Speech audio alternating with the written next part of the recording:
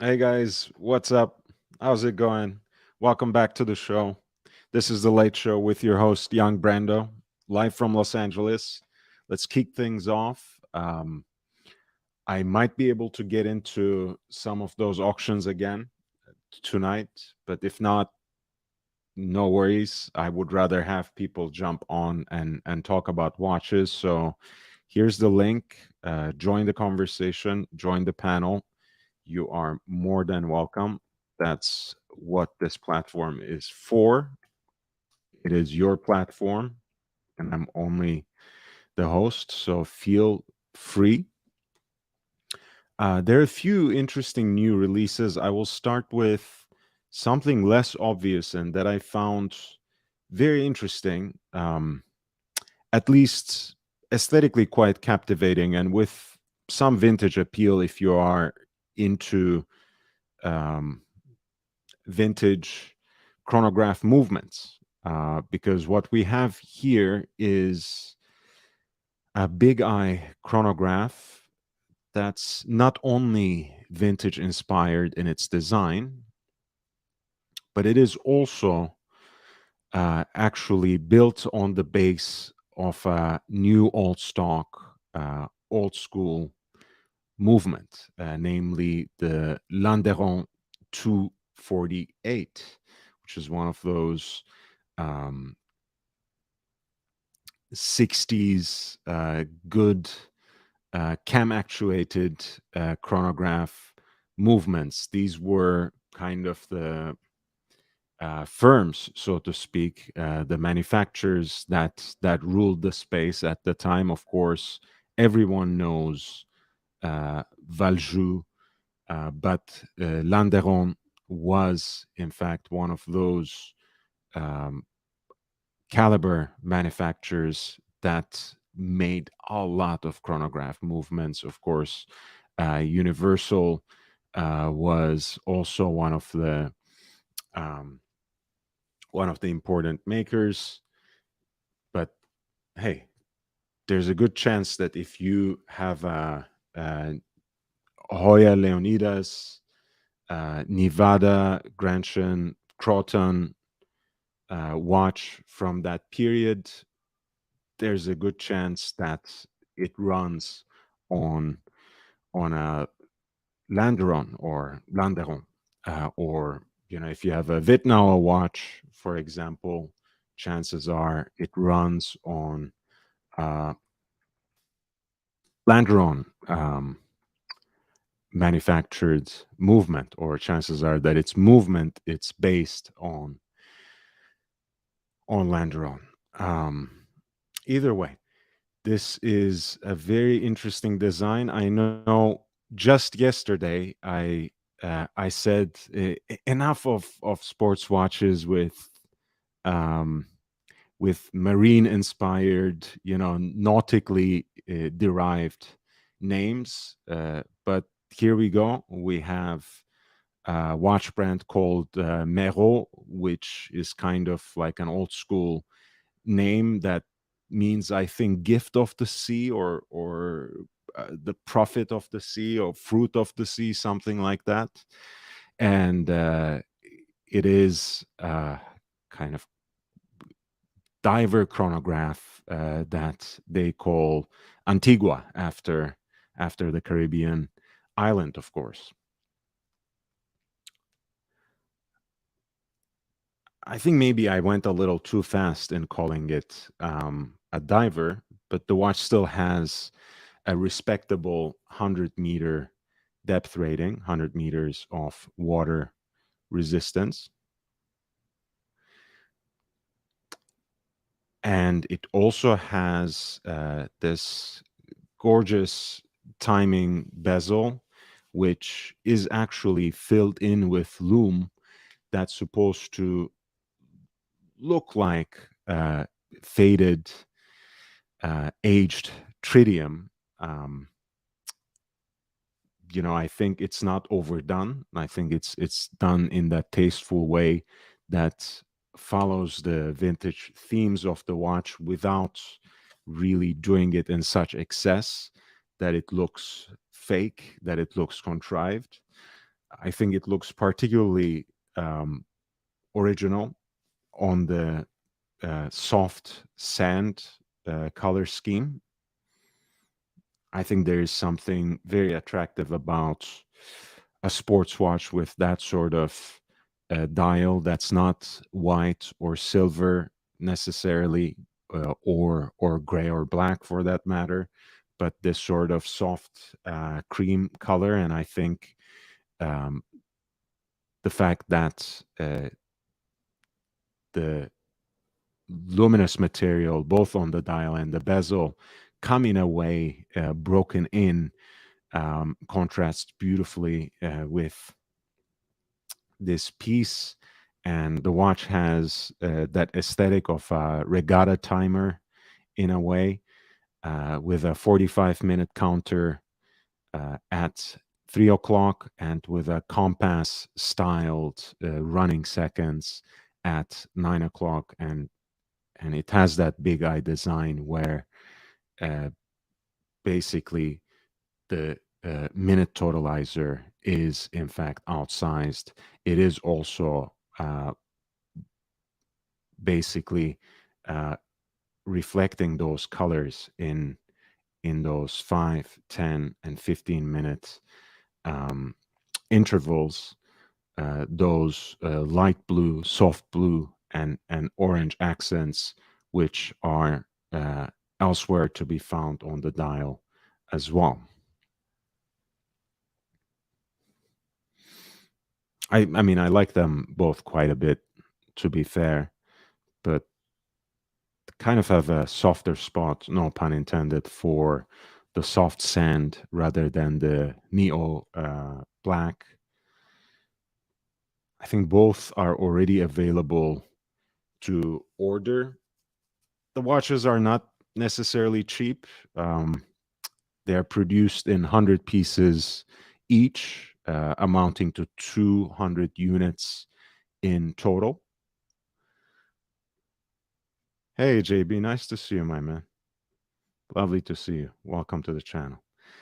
Um, it's already available for pre-order. This is the price you would pay if you're ordering it from the US, excluding the VAT. And the delivery is expected to be in the fall, namely in September. The watches are delivered on this new book strap, which is kind of a lighter tan color on the black dial. And I think you can also get this riveted oyster style bracelet at an additional markup, let's say, which is $137. And when it comes to that pictured tropic style rubber strap, that is actually included in the package. The Landeron calibers are in fact new old stock, so they are not rescued from or harvested from vintage watches. No vintage watches have been harmed in the process. Um, they have in fact been assembled and finished from new old stock Landeron movements. That's quite compelling to me because I think in the high time uh, of Swiss watch industry, in that golden age that coincides with the years of, let's say, 1965 to 75, before such manufacturers as such brands as Landeron were lost to us, they were they must have literally made possibly millions of units in total, if not hundreds of thousands. So uh, it's less and less compelling sometimes when someone comes with pièce unique or one of a kind piece that was just found in someone's drawer, right? I understand that, but for me, it's not. You know, it's not incredible at all when someone comes across an entire tray of old school Lemania calibers or an entire tray of new old stock Landeron 248s, as is the case here. And after all, it's just 200 units, right? It's not that much at all. And again, I want to remind you that between 1965 and 75, apparently, uh, there were about 800 some Swiss manufacturers that dwindled all the way down to 200 or less. And nowadays, apparently, we have that number back up to 1,000, which seems quite a bit. We are indeed in a second golden age of watchmaking. Silver age, golden age. I don't know. It's it will be for our successors to decide on that, on what medal we actually deserve, what medal will be put on our necks. And as you see, the bridge is actually engraved with the branding of the watch. The brand is actually based in Belgium and not Switzerland, but the watches are, um, case and movement completely Swiss made. And as I mentioned, both of these models have a 10 Atmos 10 bar 100 meters of a depth rating, which is quite nice for a sports watch, but certainly not what someone would expect necessarily from such a nautically charged piece. If 3 Atmos, if 30 meters is kind of splash proof, you can wash your hands with it, you can maybe do the dishes with it and cook. 100 meters should be enough to take it, by the poolside, maybe being careful about it, hang out in the hot tub or something, without necessarily immersing yourself or even taking a dip with a snorkel if you are on an actual Caribbean journey. Now, I don't want to exaggerate. I think the watch should be fine. But again, one might expect a little more of a depth rating from True Blood sports watch that actually has this sort of um, aquatically charged inspiration. But otherwise, I think from a design perspective, especially this soft sand version, especially the one with the cream dial, has much to offer. I think they look stunning for an all terrain kind of situation on a strap. Uh, they look fantastic on that tropic style rubber band. Um, I think this is kind of like a hunter green. A plain old black one would do just fine. However, um, this oyster style bracelet really brings something out of the watch. Again, I have a particular soft spot on those riveted oyster straps, riveted oyster bracelets, I mean. I even like them on the Tudors, which most people tend to hate. Um, hey, I also love the case design. I unfortunately I wasn't privileged enough to see it in person, but those chamfers on the lugs make it look very striking and very fluid as a design. I think the watch is 39 millimeters, so very much uh, in that genre of neo vintage sports watch. Oh, it turns out it's 40. That's just fine. Um, the, for whatever reason, it looked smaller to me, but what do I know? And they do have also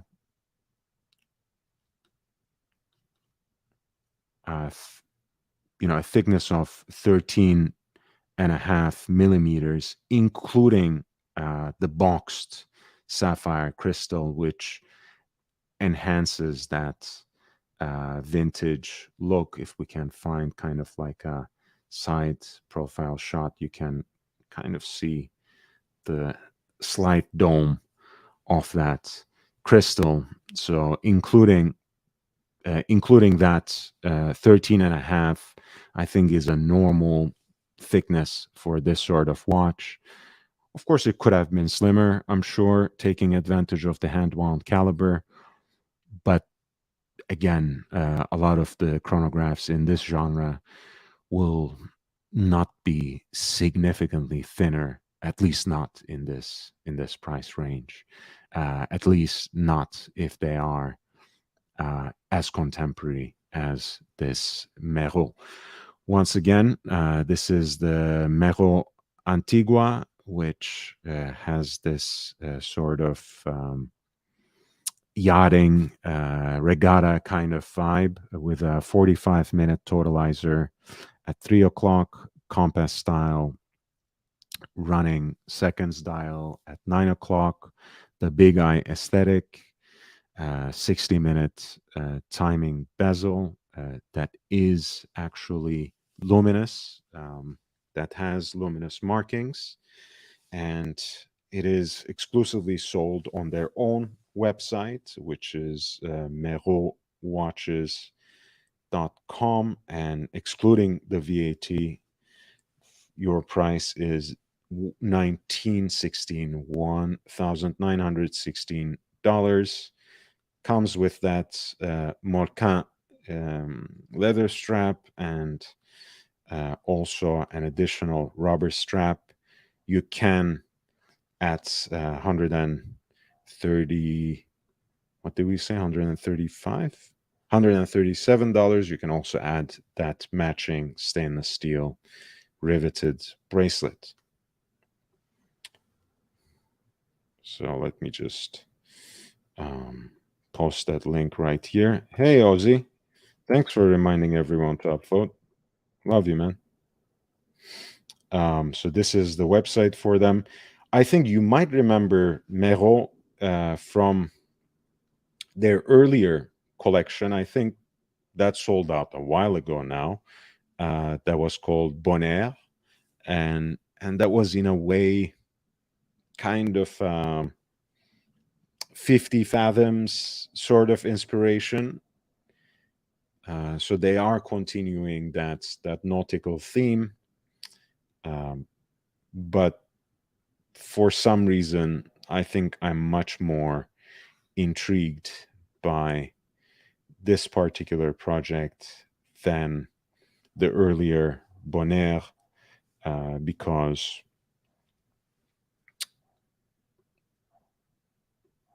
because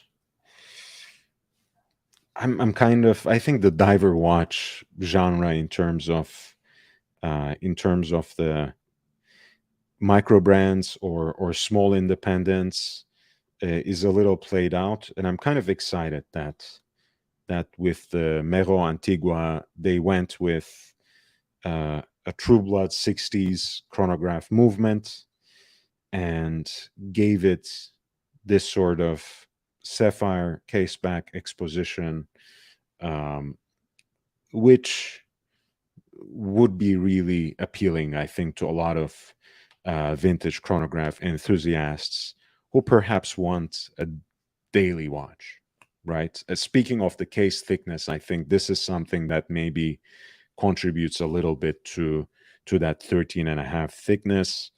Again, could have been maybe a little slimmer, but I think it is actually a decent idea that you get a glimpse of the action in there for a cam switching chronograph. Um, they're known to be clicky, right? Maybe uh, the action will not be as in the way you get used to your modern column wheel chronograph. I'm not afraid to admit, don't, you can rage at me as much as you want. You can tell me that I don't know what I'm talking about. That's just fine. I actually like the feeling of cam switching chronographs, the feeling of those pushers when it comes to uh, a certain vintage aesthetic. They do remind me of that era of watches that I really, really love. Um, of course, there is something to be said about a very high quality um, column wheel chronograph, vertical clutch, flyback, let the sparks fly. I would love datograph as well, but at this price point, I think this is just fine. It is a little salty still, right? You are already creeping up to 2000, especially if you add the matching stainless steel bracelet to the package.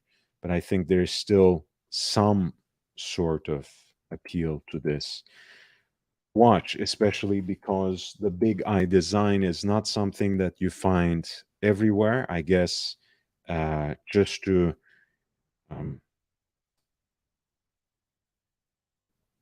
speak of those um, options, I think Masina Lab has something called the Uniracer, which uh, offers this sort of big eye aesthetic. Um, there we go. I'll pull that up. They have two versions of that. One is called Cruise. The other is called, I don't know what's going on here. The other is called Rally. So one has kind of a color scheme that's again in various shades of blue, and it's supposed to remind you of the sea. Surprise, surprise. There is that, and this is a piece that's a little smaller at 39 millimeters, and I think it's a little thinner, well, significantly thinner actually, at 9 millimeter. Um, it has a Celida movement, SW510 specifically. Um, they're slightly higher grades, the Elaboré, as they call it. Um, a hand wound piece, again, with a solid case back, which guarantees, which assures that slender profile with a 30-minute counter in this case. Again, a very beautiful watch, which is unfortunately sold out and was priced at a much higher point at 3,500. Um, and then there's also the Uniracer Rally.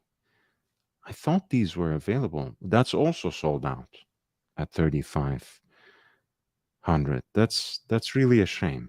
That's really a shame. I thought these were available, but all three colorways, apparently there was also a 350. They're all sold out.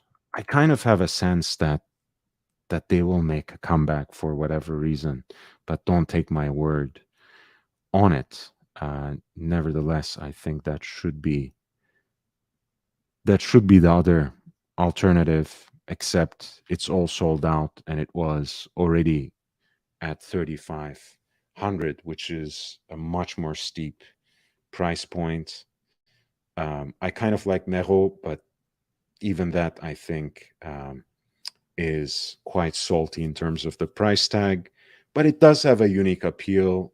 the big eye aesthetic, the color scheme of this soft sand expression, and the new old stock Landeron 248 caliber should be intriguing enough to those who like their period correct vintage chronograph calibers. It's immediately available for pre-order with deliveries in the fall in September. Now, Vacheron Constantin just came out with a new chronograph as well. Um, really a new dial, right? Because ultimately, this is their 5500V, the overseas chronograph, 42.5 millimeter in case diameter and 13.7 millimeter in thickness, all in stainless steel with their caliber 5200, a column wheel vertical clutch, modern piece. It has every bit of the appeal that's associated with other models in the overseas line, namely the interchangeable strap system, which is provided to you with that half Maltese cross link bracelet, as well as a rubber strap and a leather strap. You also have a sapphire case back, which gives you a glimpse into the movement. The rotor is that emblematic expression of the Overseas series, inspired by that wind rose kind of design. And the column wheel, much like the Grande de Vache 1955 Historique series piece, is actually contains actually that Easter egg with the Maltese cross once again replicated on the top of the column wheel. The movement is, of course, assembled and finished according to the standards required by the Geneva seal, according to standards that are worthy of the hallmark of Geneva, which you can see both on the bridge plates of the movement and on the case as well, since that's a standard that applies to the entire package and not just the movement. And the movement is also an anti-magnetic movement. The watch itself is water resistant up to 150 meters. A classic tri-compacts design that is now offered in both the Panda and reverse Panda configurations. This kind of black chronograph registers against a silver background, and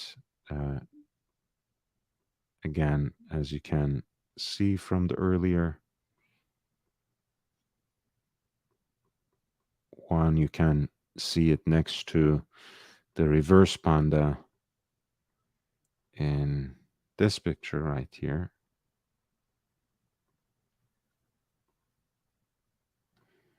Which was black with white chronograph sub-registers.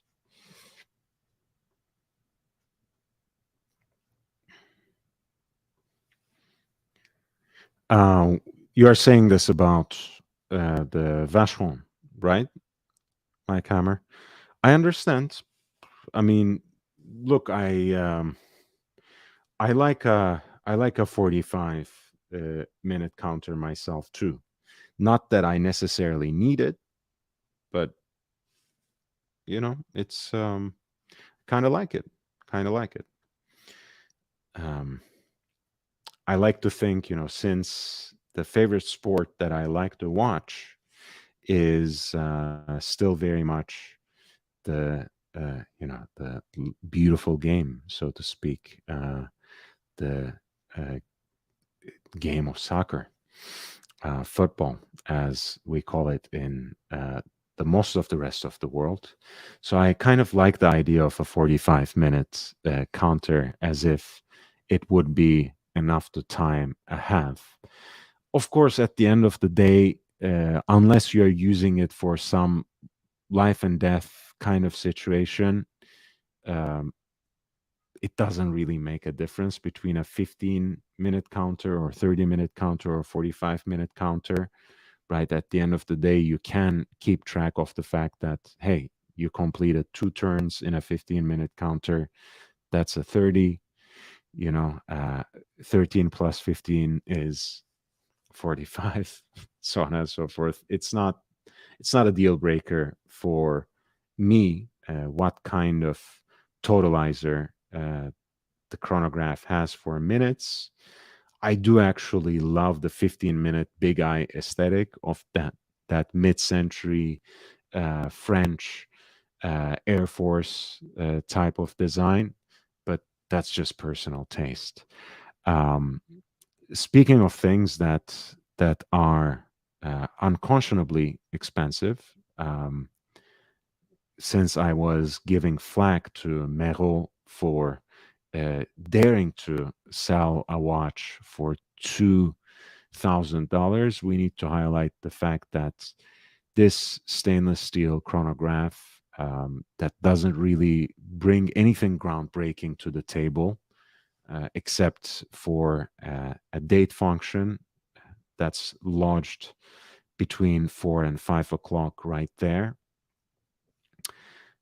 It retails actually for 32,400. So you really have to be heavily invested in the idea of the overseas series. You really must love the design. You really have to be in love with the very idea of a Geneva seal um, stamped movement and watch. Otherwise, I don't know. I mean, also, of course, you have to assume that these watches are available at retail in the first place. Uh, I think they should be. If they are not yet, they probably will be. I know people used to get, the non blue dial time and date, dual time, and chronograph watches in the overseas series. It shouldn't be so impossible, but hey, it might be. It might be. Anyway, this is kind of a thumbs down for me.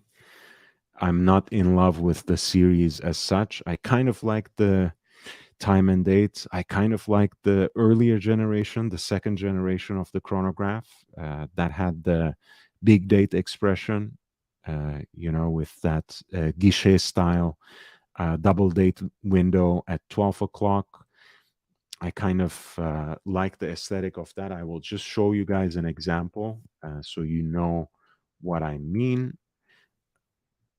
And those you can already find in high tens. Depending on the color of the dial, they might be cheaper and they might be more expensive.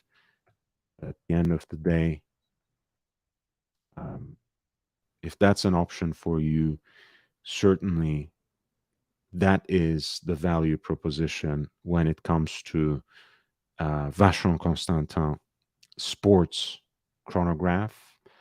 I'll show you the two examples that will also give you an idea about that price point.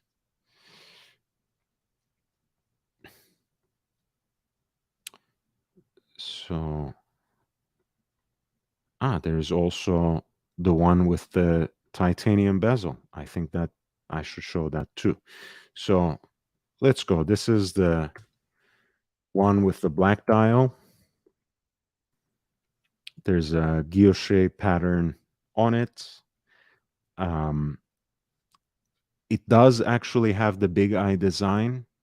So you have the running seconds at 6 o'clock, which is the smallest subdial. Then you have a 12-minute counter at 9 o'clock, which is a little larger. And then finally, you have the 30-minute totalizer at 3 o'clock, which is actually the largest chronograph register. And then you have the big date at 12 o'clock.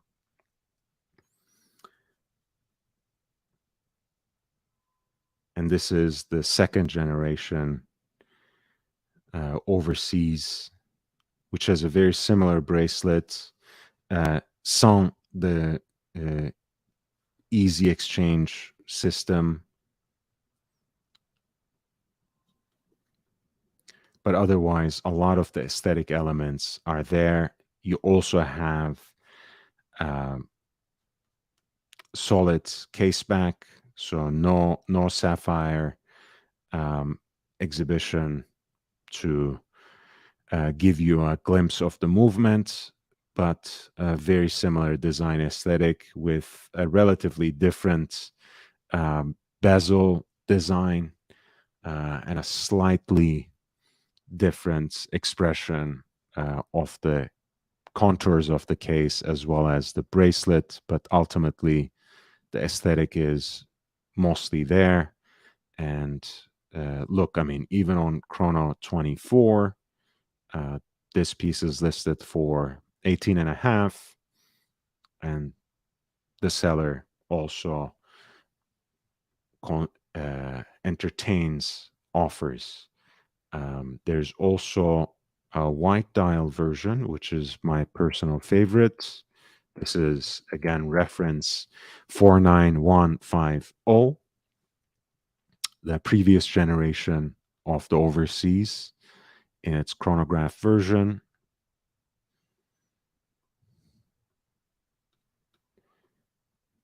And here you have a better shot of the case back, which will show you again that the specs remain the same.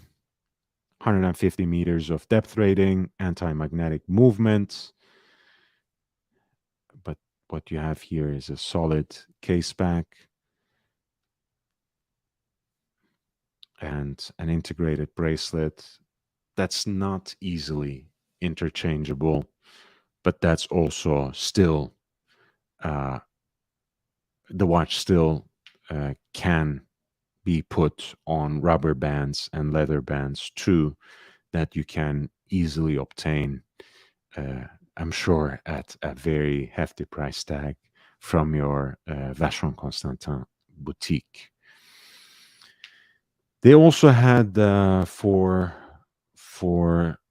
a period of time as some sort of limited edition this particular piece with an anthracite dial and a titanium bezel, which offered a slightly different aesthetic. I think it looks quite nice on that rubber band.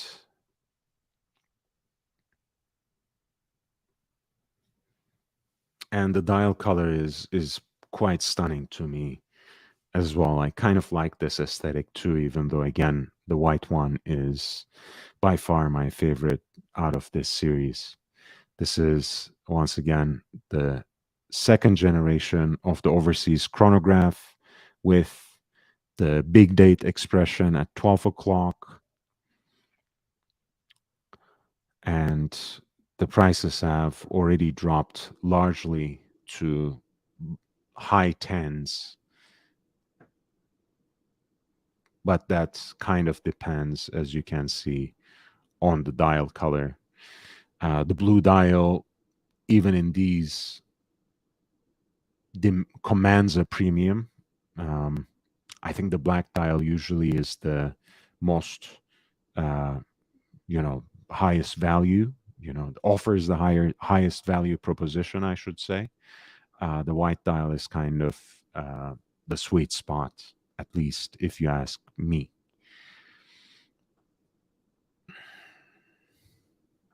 JB, thank you so much. 1999, all white VC. Look, I like Vacheron Constantin as a brand, right? Don't Please don't think I'm raging on it for whatever reason. Um, I'm just not completely taken by the latest generation of the overseas. Um, Not a huge fan of the chronograph in this particular design, but this is almost universally appealing. I'm sure within the overseas line, probably after the blue time and date, this will be their bestseller. I can imagine that. Of course, the ultra thin perpetual calendars have been a great hit, but those are produced in an even more limited number. They are um, they are certainly um, popular, but I'm not sure how many units they're actually selling. I'm pretty sure the boutique exclusive Blue Dial is, in fact, their best selling piece in this series. But probably after that, we will quickly see the Panda rising to the top. And at least at this point, at the point of the release, it's not a boutique exclusive. So who knows? Maybe it will be an even bigger seller. Who knows?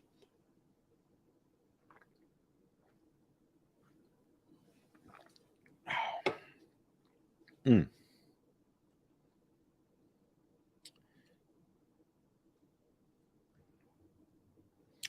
Davi says Jan 2 with the big date were nice. I like that titanium bezel version as well. Hey, Davi, I'm so glad that we have so much in common. It makes me happy. It does make me happy. I'm kind of contradicting myself because I was also telling JB last night, I enjoy a little bit of a back and forth and some disagreement because that's the only way we can move forward in terms of our ideas, and that's the way we can build a platform that's genuinely based on knowledge exchange and growth. Um, but hey, at the end of the day, I have a narcissistic streak. So you agree with me, I will love you automatically. It is what it is. Um, Tim G says Vacheron Constantin is my favorite brand. It's a favorite of many in the community. I mean, um, I have a few people here who adore the overseas as an entire line. I myself am a huge fan of the 60s dress watches from Vacheron Constantin. I was just looking at this stunning piece. Let's see if I can find it for you guys. That was on Chrono 24 by a Japanese seller. Um, I love these kinds of um, pieces by Vacheron Constantin. Look, it's from 1960s. Man, uh, those automatic movements, with date or without date, they're gorgeous. The watches themselves are beautifully designed. They are at that sweet spot for me for a dress watch, which is 35, 36 millimeters, 37 at most. I really like that case size for a dress watch. This kind of stuff is so beautiful and so underrated too. a good lifestyle shot too. Uh, nice job, my Japanese friend. And here you go. You have a wonderful stainless steel dress watch from the 60s, self winding at that price point. I keep saying, Vacheron Constantin dress watches from that time period, vintage pieces are extremely underrated. This is a great example. Um, Eric had a smaller um, Vacheron dress watch with those uh, luscious Conde de Vache lugs, which is already on hold apparently. But there we go. This is, I think, 32, 33 millimeter in diameter, but of course wears a little larger with the Conde de Vache lugs. I mean, look at these pieces, man. And of course, I also love their entire historique line, but certainly the 1955 chronograph, which does have these stylized lugs as well. So don't take me wrong, right? There's a lot of love for Vacheron Constantin on this channel coming from my end, but I'm perhaps not as enamored with the latest generation of the overseas, uh, especially not particularly taken by the blue dial mythology. I do love, though, I have to admit this, I do love the Everest. I think this is like the slate gray, blue, like Grenet textured dial is very beautiful, and I do kind of adore it with the orange accents. Um, I think that's a great color scheme. And these are, of course, in titanium and stainless steel, just like that earlier generation um, of the piece that we were looking at that had the titanium bezel. This has a little further detailing, when it comes to the pushers and crown as well. And of course, a very different and a more special dial, and even a custom rotor as well that is the exclusive reserve of the series. As you can see, it depicts a particular shot of the Everest. Um, and even the movement is finished with a darker shade so that it fits perhaps better with that color scheme of the rest of the watch. And I think that's just a beautiful aesthetic detail that that you expect from these sorts of modern, um, high quality, high horology, boutique kind of brands, especially at this price range. And of course, these are even more limited, and they carry a little bit of a premium. But if I had an option between this and the newly released Panda option, I would choose the Everest any day of the week and twice on Sunday. And I know perhaps that's common sense to most of you. I understand. I'm not saying perhaps anything uh, different that might be a no-brainer to you as well. But I think this is a better value for the money, even if it weren't um, exclusive, even if it weren't a limited edition.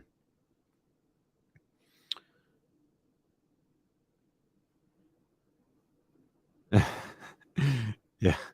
Well, Tim G says your quarterback is overrated. Hey, I love it. I love it, man. Please argue with each other about your favorite sports teams in the chat. I think that can bring some added excitement to the channel for sure. And if you want, even take over the panel and talk about football, as long as you guys enjoy yourselves. That's the most important thing. Now I have. I'll bring up this next watch. Take a quick break because I do want a drink of water. Um, Piaget basically added a new watch to their new polo line. Of course, the polo used to be a very different kind of design in the vintage catalog, in the classic archive um, of Piaget. However, when they brought it back a few years back, they were perhaps, to their credit, one of the first to follow on the wake of that hype generated by the whole genre of stainless steel integrated bracelet watch. Um, but of course, they were, in a way, trying to appeal to that genre that was becoming increasingly popular in the wake of a new awareness and new desirability of especially the Patek Philippe Nautilus, but also with perhaps an enlarged and more mainstream following for the Audemars Piguet Royal Oak as well. So the new Polo, unlike the original design, really takes after those watches more than what it once was. I don't have a much more clearer shot of this, but just want to show very quickly that the Italian fashion designer uh, Valentino Caravani, uh, Valentino for short, just like Madonna. Um, he used to wear a polo, and you can see him here in his private jet with his pugs, and that's polo watch on his wrist. I think those were also quartz movement pieces, and that those links um, that are separated like that, that same pattern is actually replicated on the dial as well. Let me see if I can find the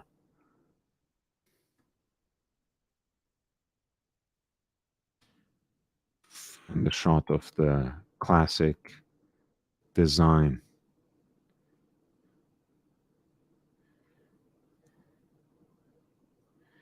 Yeah, I think those were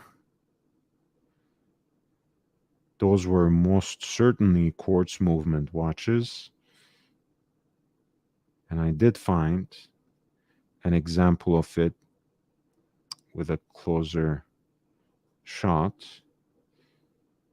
I absolutely didn't like this design, to be honest, but I still prefer it to what seems like a derivative stainless steel integrated bracelet kind of look. Um, I still prefer this to that, because this to me looks like a truly integrated piece, whereas the new Piaget Polo series just looks like every other um, every other supposedly integrated bracelet watch. I mean, look, this doesn't even strike me as integrated, but that's just a minor point. That tries to look like, a little bit like the Aquanauts, too much like the Nautilus in this case, and sometimes part uh, part Royal Oak, part Nautilus, like that joke of a watch that ultimately ends up looking like a toilet seat. I'm not even going to bring it up. I'm not going to even mention its name. But, I mentioned many times how there are certain kinds of watches that get a little more interesting to me when they're a little bit more complicated. And that's certainly the case from a horological perspective. But I think even in terms of the visual aesthetics of the dial, I am much more um, intrigued by something like this, which, in the expression of the perpetual calendar, brings a kind of balance to at least the inner core of the design, to at least the face of the watch that it doesn't otherwise have. Um, the dial has a similar pattern to the Nautilus dial. What they here express as the Gadrun pattern, very much like, let me see, very much like um, the iconic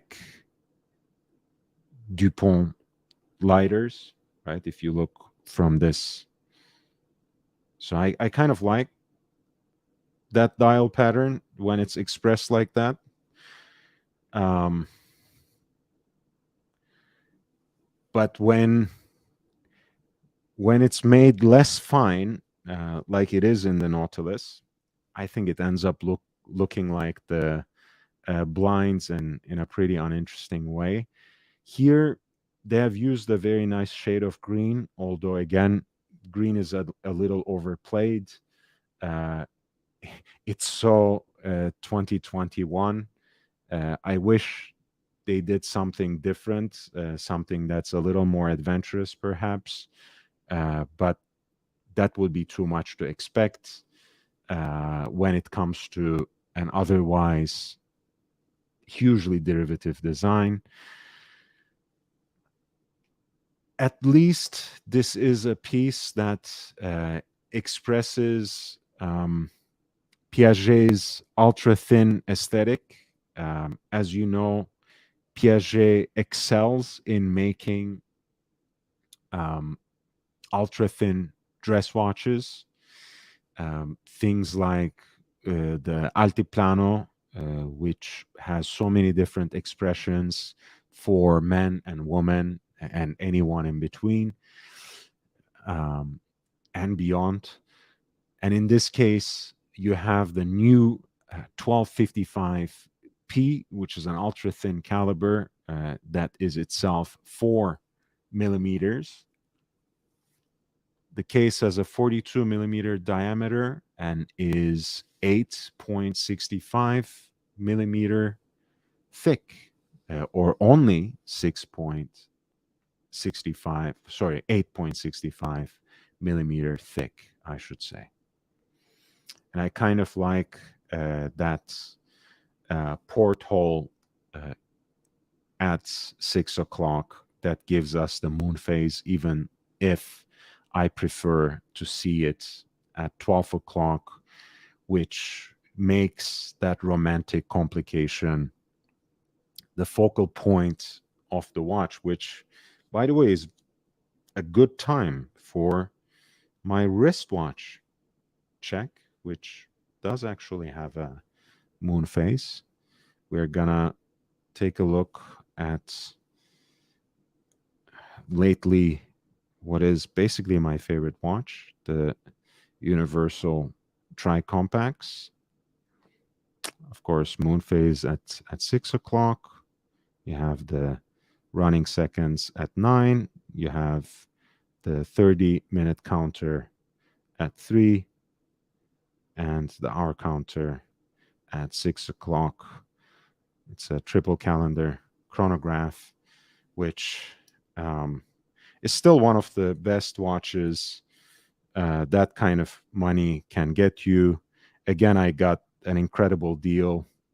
Um, and feel free to pick my brains if and when you want to get such a deal yourself. So this piece is offered in stainless steel with matching bracelet as well as rubber strap. It has this single touch, easily interchangeable system. As we were just talking about this, basically every single Richemont watch brand offers that sort of ease, offers that sort of facility. And you guys know how much I love and admire Lange, A. Lange und Söhne. Um, but that's one thing that I always will give flack to them. Um, I'll always give flack to them about the lack of that sort of ease, that sort of facility, that sort of interchangeability for their sports watch series. I know that they stand on principle a lot of times. I know Alangonzone is the kind of brand that has a very specific outlook. That's uh, the outlook of a purist. That's the outlook of someone who sticks by convention, who wishes to preserve the best of traditions, who is conservative in the best way possible because they do want to protect a long-standing watchmaking tradition that originates from uh, Glashütte or from the area around Dresden. Um, but ultimately, sometimes you have to go with the times, you have to go with the trends. And if you have an integrated bracelet, sporty or sports chic kind of line, even if it is in your unique expression, you can offer interchangeable straps and bracelets. There's nothing wrong with that. Um, so get on with the program, Lange with the Odysseus. But this is another Richemont brand, the Piaget Polo ultra thin perpetual calendar, 42 millimeters in diameter, offered with a stainless steel matching bracelet and a green rubber strap that reflects the color scheme of the watch. 8.65 millimeters thick. And here is a look onto that 1265, no, 1255p, the ultra thin perpetual calendar movement with the micro rotor.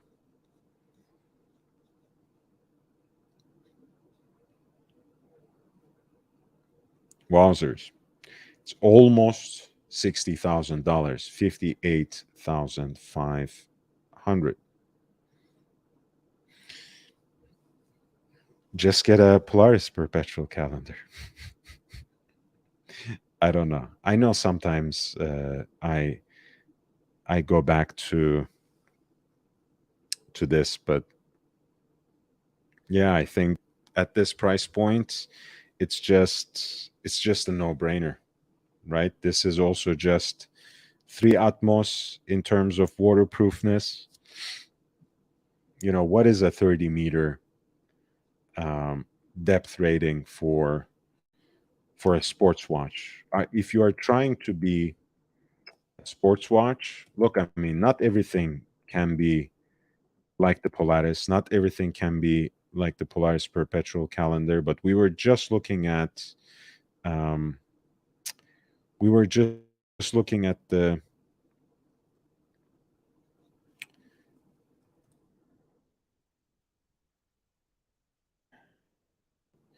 yes, we were just looking at the what's going on. Hmm. All right.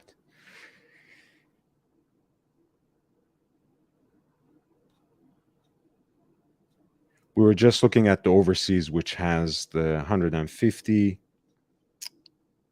meters of water resistance. We have the Polaris perpetual calendar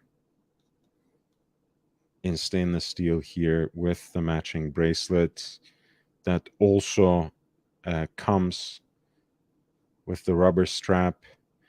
It is, of course, considerably thicker, but at least it has a respectable water resistance at 10 bars, at 10 atmos, 100 meters.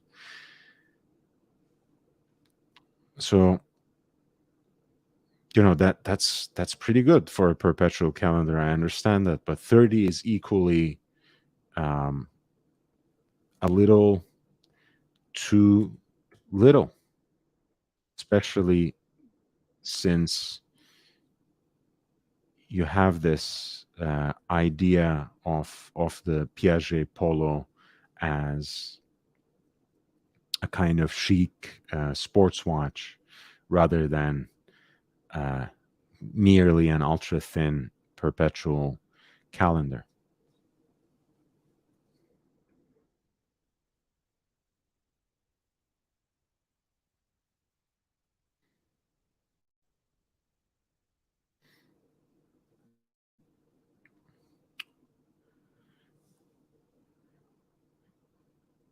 And again, by all means, that's a great uh, ultra thin movement. Uh, 8 and 65 is quite respectable.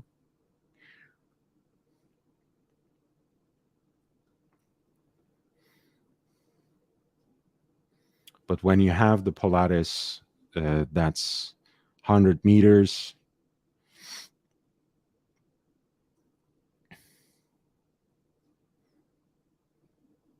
it kind of seems like a little too self-indulgent to have a $60,000 sports looking watch that's not actually water proof or water resistant in the way that it should be, right? Especially if you are giving it with the rubber strap. I mean, the rubber strap is for what exactly? You are, hey, John D. The movement is very handsome indeed, the micro rotor movement. But hey, again, not to be too obnoxious, but what's the rubber strap for exactly for a 3 Atmos watch? I also hate the fact that they wrote it like this, 03, as if to make people think at a glance it's like 30 Atmos, 300 meters rather than 30 meters. What kind of trick were they trying to pull there? But I guess when you give a rubber strap for a 30-meter depth rating watch, maybe you are saying put it on a rubber strap when you're washing the dishes, when you're cutting the carrots, when you're preparing the salad, something like that, because otherwise I wouldn't swim with a 30-meter depth rating watch, even if it's on a rubber strap. I mean, it's talk about mixed messages. It's such a strange piece. Speaking of water splash and everything else, I will be right back. I am parched.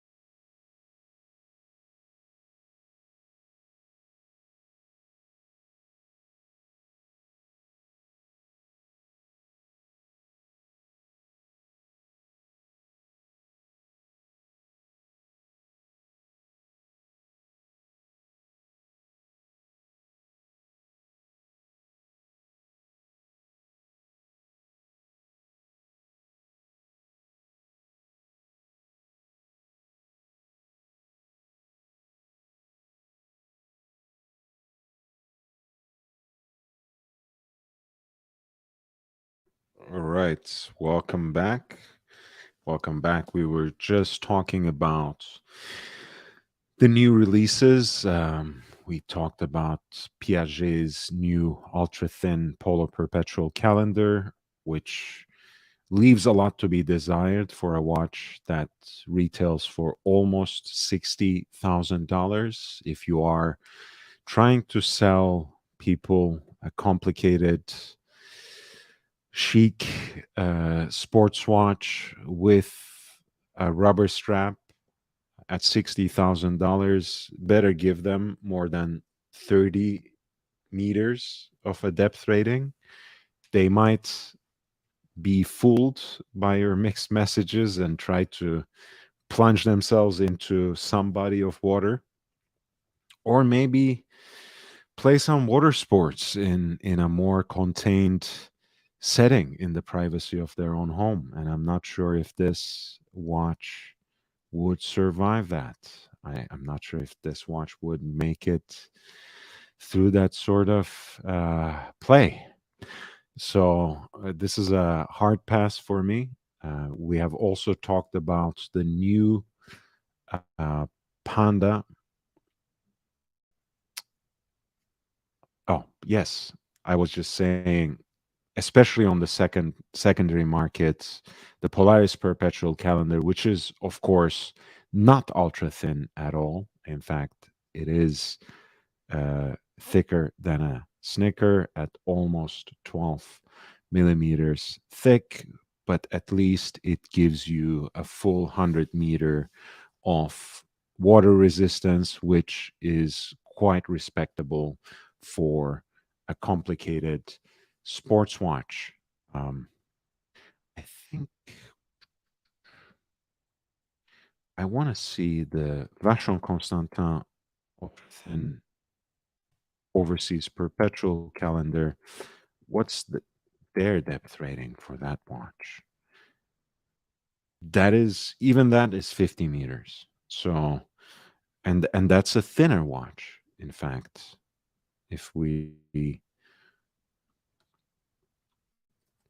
take a close look, that's of course this is not a piece they even offer in stainless steel. They have it in white gold and pink gold, and with open work dial options, which uh, is even more exorbitantly priced. This is something that already creeps into six figures, but there we go, 41.5 millimeter in diameter. So this is a much more slick and even more slender watch. But of course, you are in six-figure territory here, whereas the Piaget Polo Ultra Thin Perpetual Calendar was 58,300. So still, unless you are really looking for something ultra thin and sleek, uh, but rather if you're looking for a real sports watch that also offers this complication, go for the Polaris Perpetual Calendar. On the secondary markets, it's already coming down to mid 20s. That could be an interesting option. Still a lot of money, still a hell lot of money for a watch, but that is the segment we are dealing with right there. I also took a quick look at the new overseas chronograph with that Panda dial option. And I thought that was uh, still being a good watch that didn't offer great value for the money. And I was also worried that, much like the hyped up blue dial time and date version of this design, the Vacheron Constantin Overseas, it would probably be quite unobtainable in the first place. And I was urging that you would go on to the secondary market for the second generation of this uh, piece. It's a very different aesthetic, of course, but uh, there are still so many shared design contours that might appeal to you. And that's a piece you can already find in high tens, which brings down the price point considerably again, still being a shit ton of money for a single watch. But it is what it is. You are, after all, paying for the brand. You are, after all, paying for the prestige. So if you want a Vacheron Constantin sports chronograph, especially the overseas design, which has become a very popular and very desirable one indeed in the last 3 4 years. This is unfortunately the price point. There's so many other watches out there, and we can uh, get to that perhaps in another segment, uh, another day. And I have also started talking about watches today with Merot, which is a Belgian brand uh, designed in Belgium with the watches made in Switzerland. And they just came out with these two big eye, big eye designed regatta themed chronograph watches in this soft sand color scheme, as well as one with a black dial. Uh, they're also almost $2,000, but the neo vintage design, as well as the new old stock Landeron 248 caliber, might be of interest to vintage chronograph enthusiasts, vintage chronograph collectors, and it is given to you to contemplate through that sapphire case back as well, which is an interesting selling point. Again, the Mero Antigua is a limited run of 200 watches, 100 in each colorway, and excluding the VAT, it's 1,916. It's presented on a nubuck strap as well as a rubber strap with the riveted oyster style matching stainless steel bracelet offered at an extra fee of $137.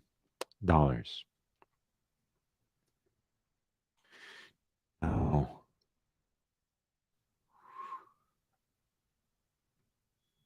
I posted this on my Instagram, and if you would follow me on Instagram as well, I would really appreciate that.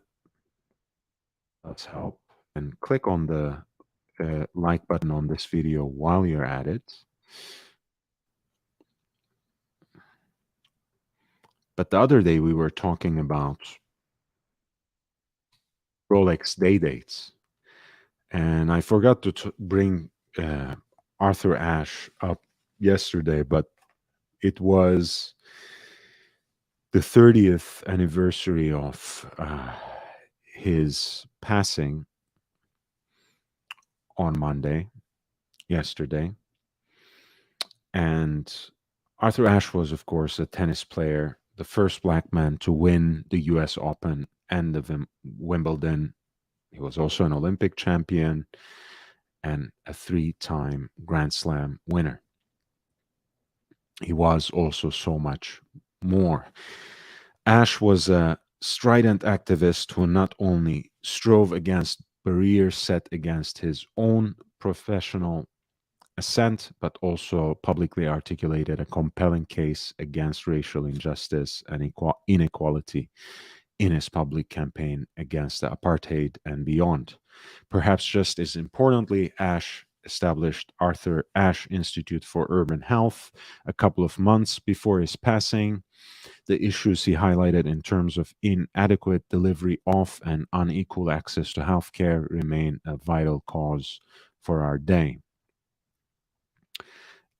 This was a magnificent portrait taken by Michael O'Neill just a few months before he passed, and there Arthur Ashe is wearing an lovely Rolex stay date on a president bracelet. I think his watch had a black dial, if I'm not mistaken. But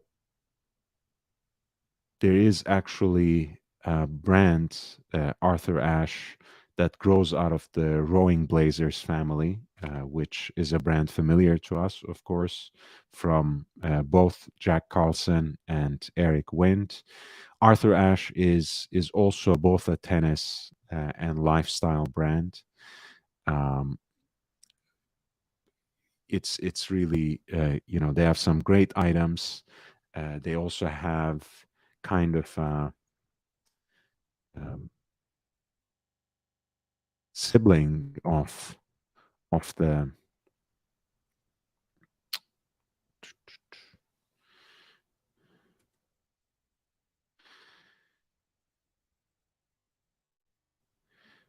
sibling of the Rolex Day Date watch that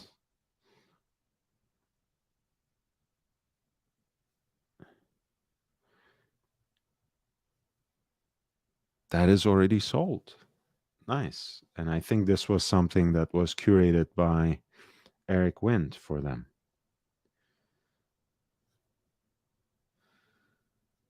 But yes, this is very interesting, and it is actually a brand that focuses on social impact and that coordinates with um, Arthur Ashe's widow, as far as I know. So there is that added benefit of supporting um, the causes that were so dear to the late Arthur Ashe.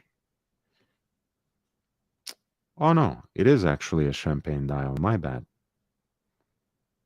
Nice.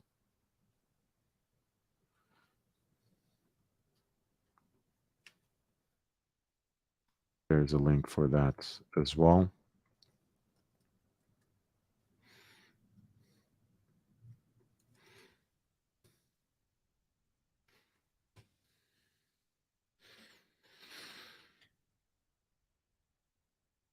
And let's go to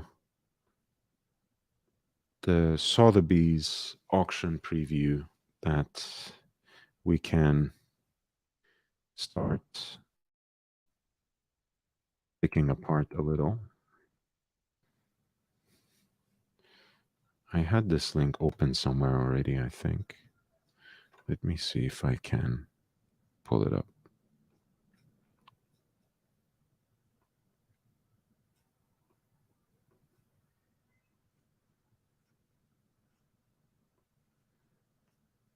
Hmm. Let's see.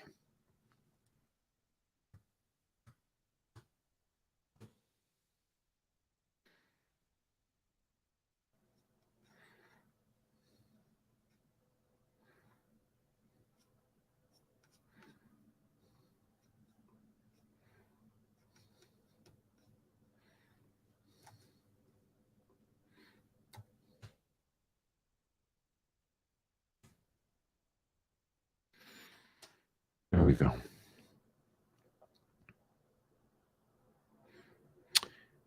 These lots have already opened.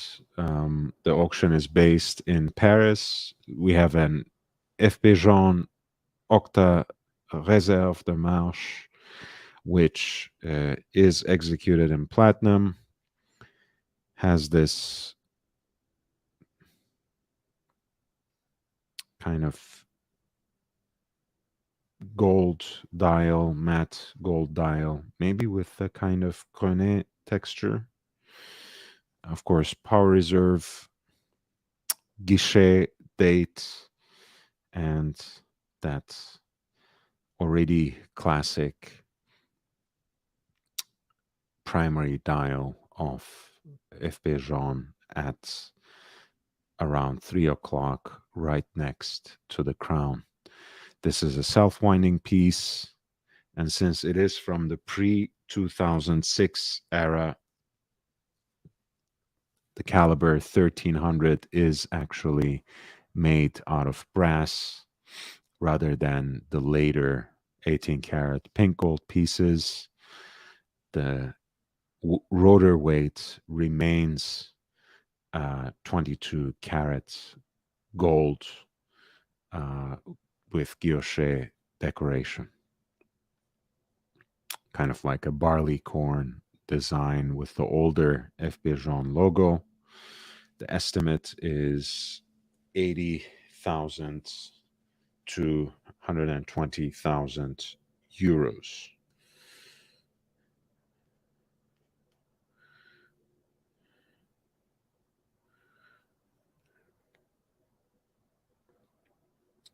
The auction is going to be held in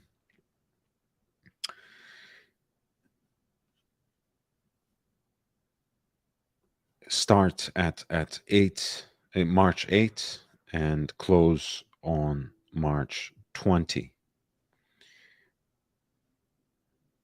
There's a Cartier Santos reference 0298 from around 2000, all in 18 karat yellow gold.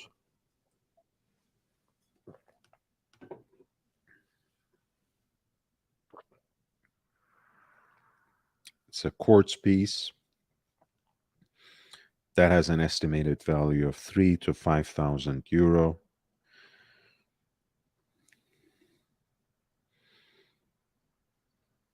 We have the 25594 SA, which is the day dates phase de lune.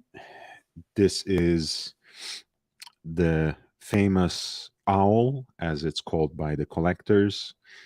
It has a pointer date at 3 o'clock, the day of the week at 9 o'clock, and at 6 o'clock, it has that beautiful moon phase indicator. The classic Petite Tapisserie dial in a kind of silvered white. The AP initials at 12 o'clock. And you have the stainless steel case and bracelet with the 18 karat gold octagonal bezel, as well as the tapering interlinks made in the same. This is a piece that is roughly from around 1995.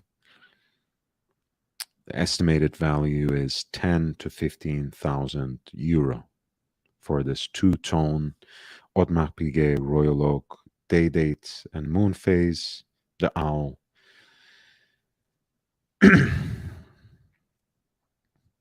In two-tone. 25594.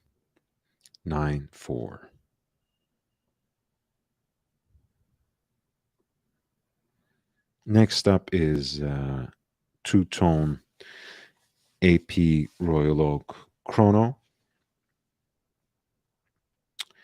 It is actually on a leather band.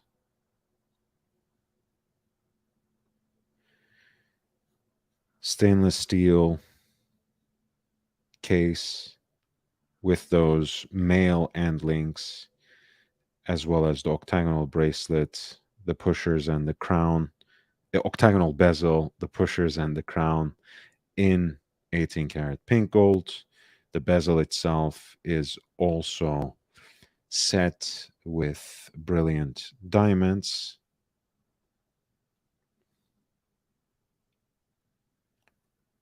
The dial has the tapisserie pattern, tapisserie design that is in that dark blue.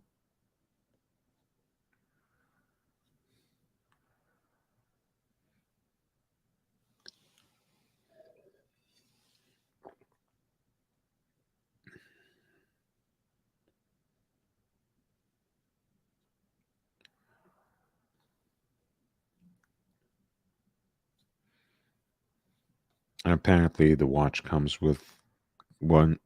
completely naked, no box, no papers, and a stainless steel clasp. This Royal Oak chronograph should be a 39 millimeter case from roughly around 1990 in two tone with a diamond set bezel, has an estimated value of 20 to 30,000 euro.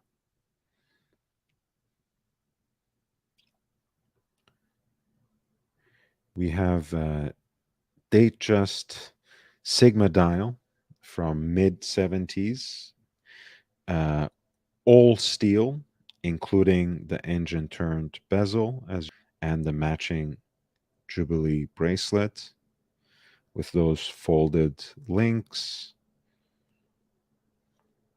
A very sleek profile.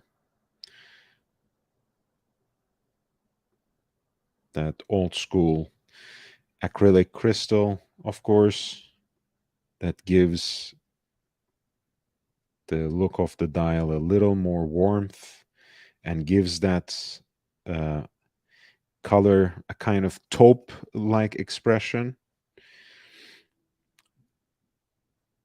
As the Sigma dial indicates, and this is the case with most watches from the era and beyond, anyways, at least for Rolex, the dial fixtures are in gold.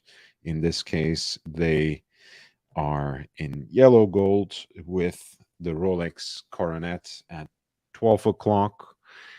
Um, this is a pretty cool piece. 1603, again, all in stainless steel.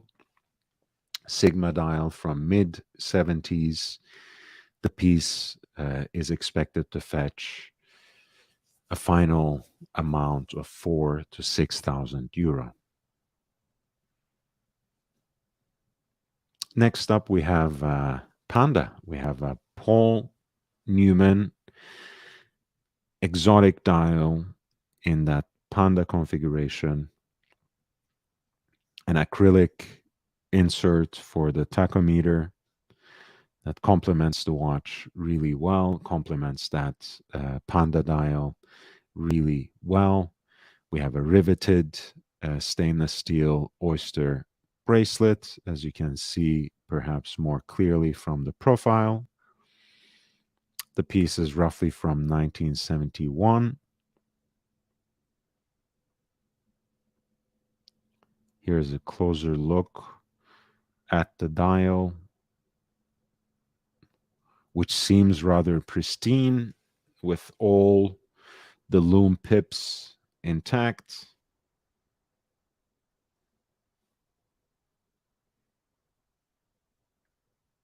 A little bit of a spotting in that 30-minute totalizer.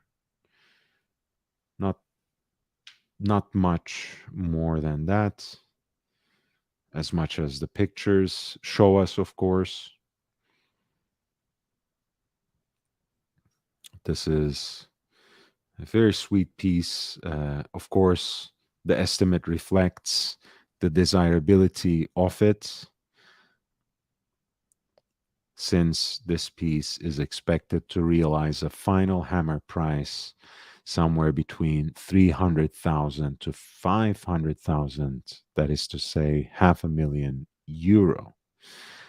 By the way, speaking of assessing the condition of these watches, the bidding opens on March 8th and finishes on March 20th.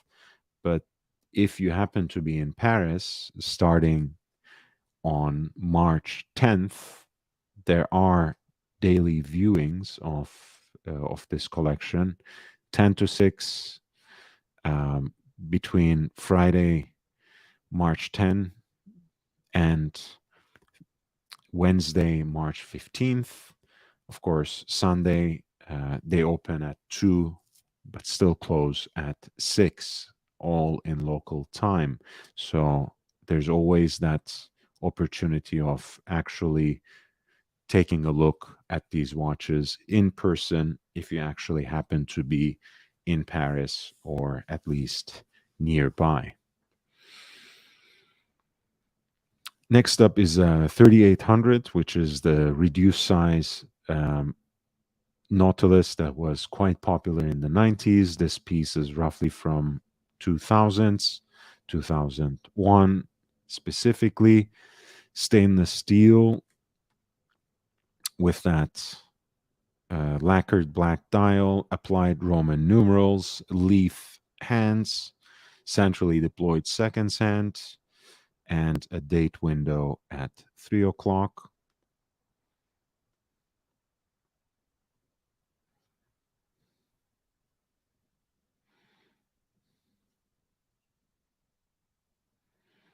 It comes with travel pouch, apparently from Patek Philippe. Otherwise, the watch is completely naked.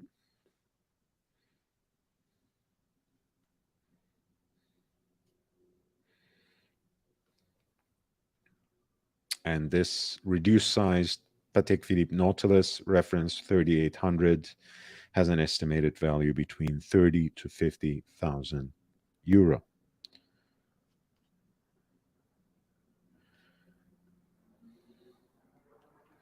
We have a golden ellipse next up, reference 3589J, which is to say in yellow gold, from roughly 1975. That's blue dial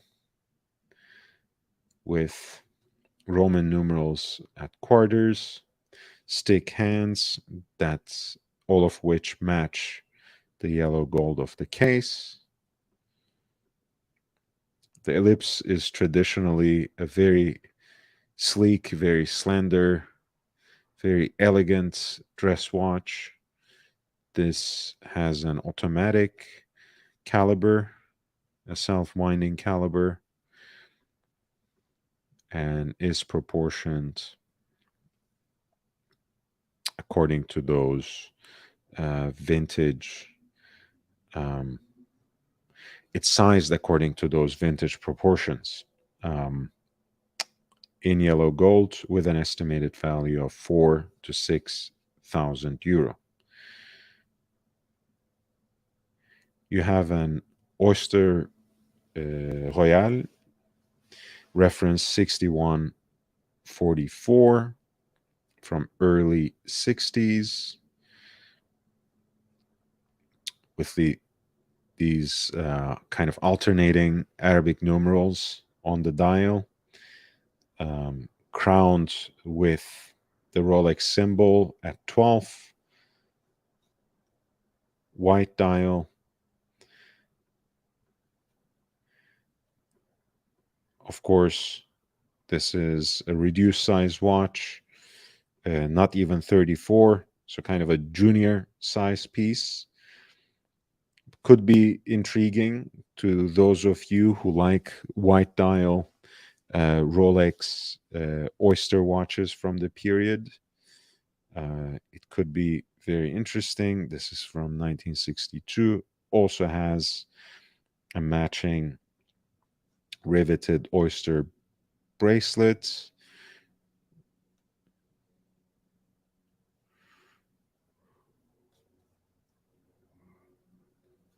The watch has an estimated value of 1,500 to 2,500 euro. That was an Rolex Oyster Royale 6144. Next up is Patek Philippe reference 1463.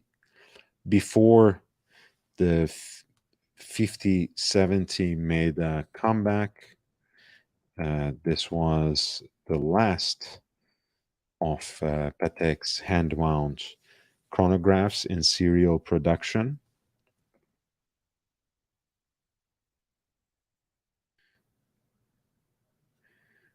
and that comeback was in 1998. The Patek 1463 was produced for about 2.5 decades, from 1940 to 1965, and the estimated amount of total production is around 750 pieces. This is a yellow gold example with a pulsometer scale. The classic proportions of that two-register chronograph are all there, with a 30-minute totalizer at 3 o'clock and the running seconds subdial at 9 o'clock, both of which are aligned perfectly and proportioned uh, accordingly to the crown. And both the chronograph seconds hand and the minute totalizer have heat blued hands. And the pulsometer, of course, always brings to mind the idea of a doctor's watch.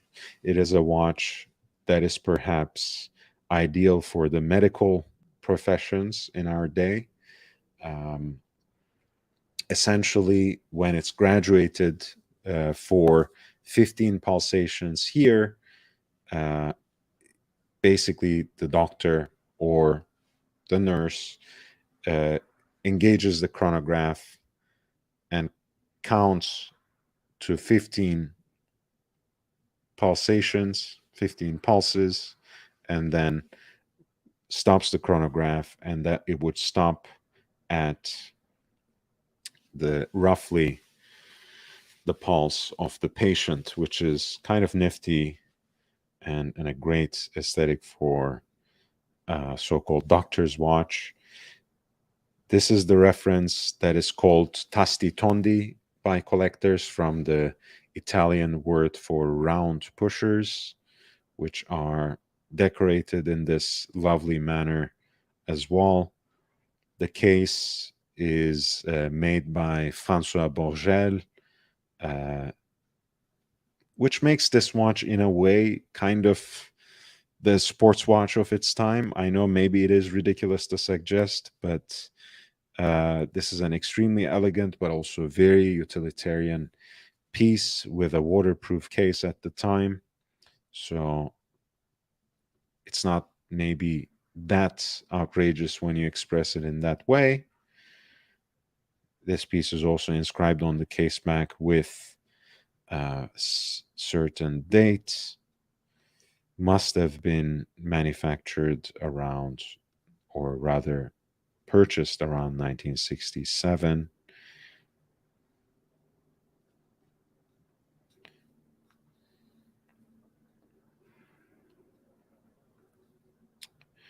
These ran on the caliber 13-130, which is actually an iteration of Valjoux 23, with the third number 13 in Patek's designation, referring to the 13 Ling caliber. Um, Beautiful watch. Again, these are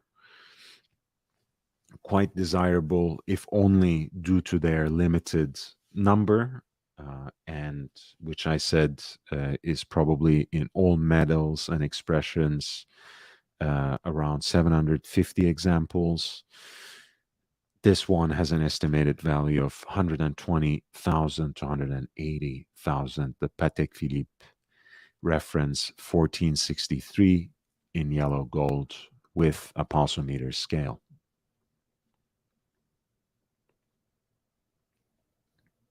Next up, we have Lange 1. reference 101.031, which is a rather complicated way to say that it has the older version of the movement that you can easily recognize when you flip it around from these islands on the three-quarter plate. These earlier Alangonzune movements were actually based on Jaeger-LeCoultre gear trains. I really like their aesthetic, honestly. For me, there's nothing wrong with them. In fact, perhaps the earlier generation is desirable just because of that, to me at least. Everything else, of course, in terms of the aesthetics of a hand wound Lange movement is there. The three-quarter plate, as I mentioned, the heat blued screws, the rubies that are set into the gold chaton, the swan neck regulator, and of course the hand engraved balance cock. Pause. This is a lovely example that is all in 18 karat pink gold with matte black dial. Another way to quickly recognize the older generation of Lange 1 is this script right here, which will tell you that this is a double spring barrel movement, which what Doppelfederhaus means.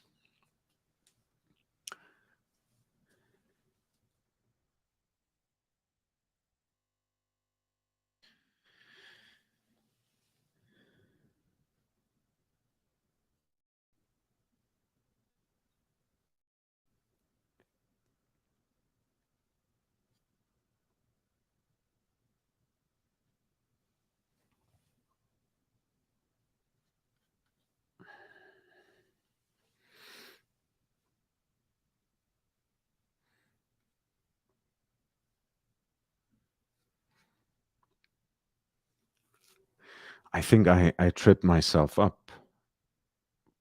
I guess I confused myself with the Grand Lange one. That has a different kind of script, which has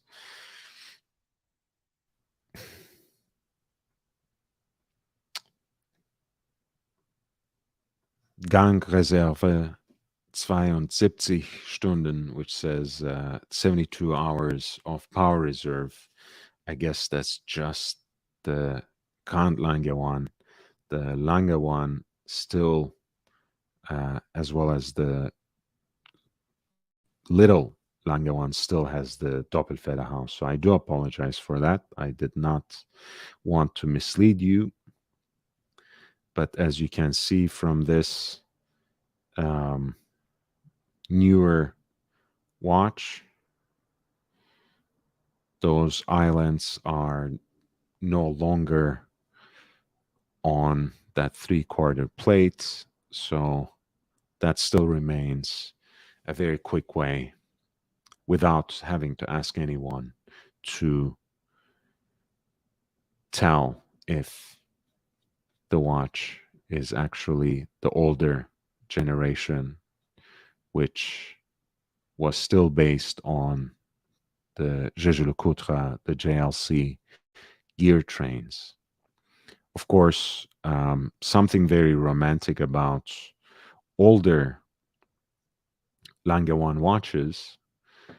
Some people don't like the three-quarter plate because they would perhaps desire some more skeletonization, um, to see other parts of the movement, to see more gears perhaps. I like it aesthetically. I think that would be too elaborated and contrived for the rather conservative styling of A. Lange und Söhne. Uh, but what I do like about the three-quarter plate is it gives you this lovely slice of uh, German silver, which is a particular kind of alloy that that Lange uses for their movements, and it takes on this yellowish hue uh, with the passing of years. So the movement itself uh, takes on a certain kind of patina, which you can easily contemplate from the sapphire caseback that is set there for exhibition and inspection. So I think that's a wonderful little feature. It's nice to see the years taking on their effect inside the watch as well as the outside. So if you like some patina, if you like some added warmth in your watch, that three-quarter plate is actually your friend. And this is a beautiful Lange one that you might already count as a neo vintage watch, since it is from early 2000s with an estimated value of 20 to 40,000 euro. Lange one reference 101031 in pink gold.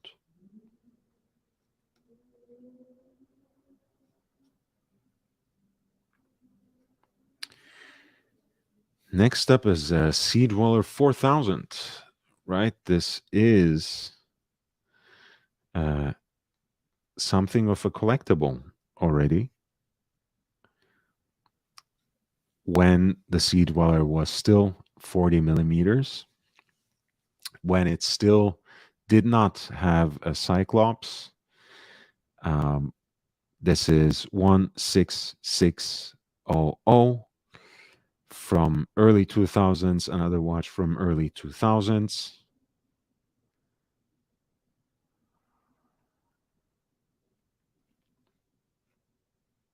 Rolex Sea Dweller 16600, the 4000, with an estimated value of 12 to 18,000 euro.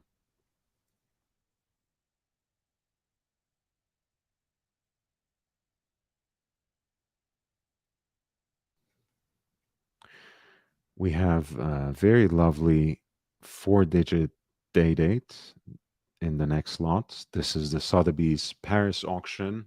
The bidding will start on March 8th and will conclude on March 20th.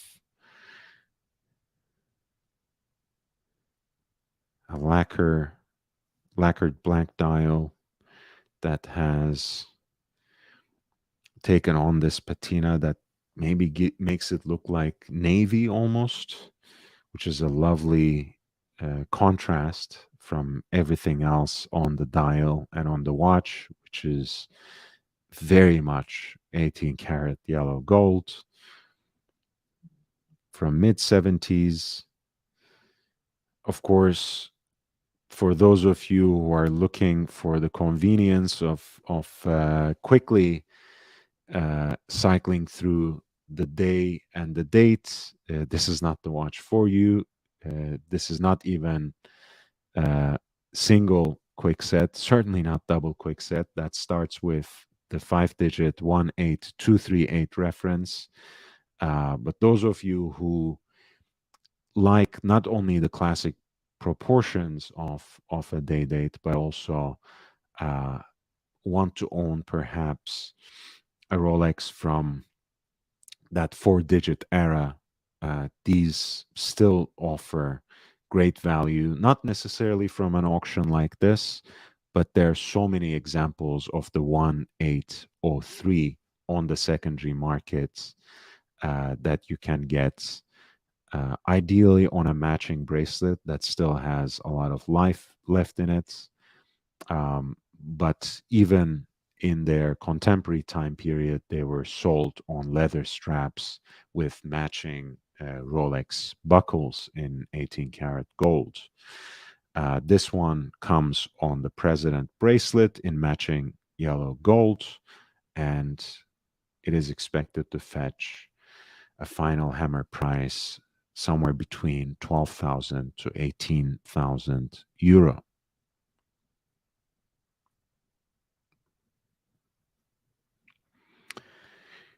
We have a blue snowflake, the Marine Nationale from Tudor. Next up, the reference 94010 from late 70s, roughly from around 1973.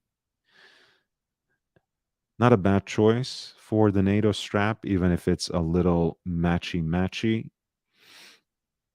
because the dial has that beautiful blue with matching bezel insert, as is usually the case with watches of this vintage. The luminous pip at 12 o'clock or at 60 at on the triangle has been lost to the ages. Uh, Never mind, it's still a beautiful watch with those snowflake hands and the unique luminous plots of a Tudor Submariner, the Marine Nationale reference 94010, the Tudor Submariner.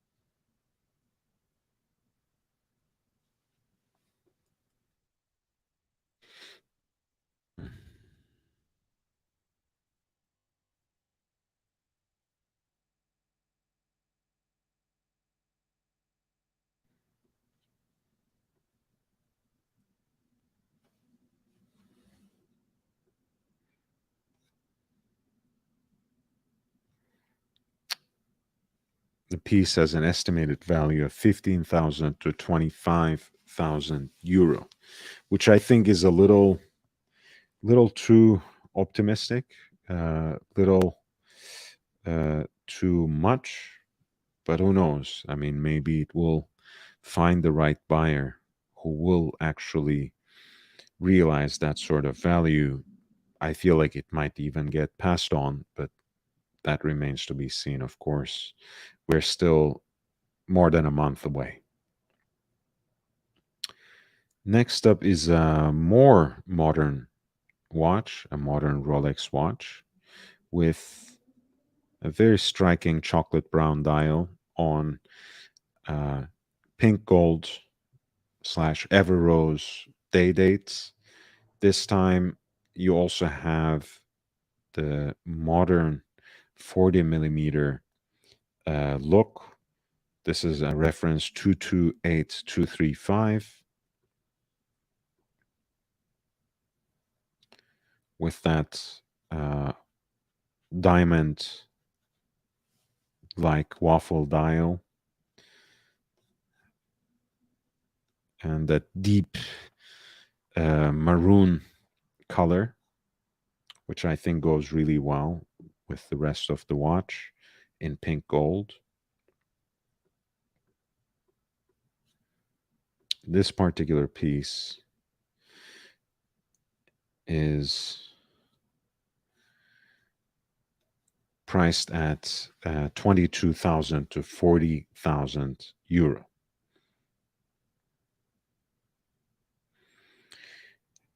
We have a 6-digit Daytona 116528H in the next lot. A very fancy piece with a mother of pearl diamond set dial, meteorite subdials as well, all in yellow gold from roughly 2014.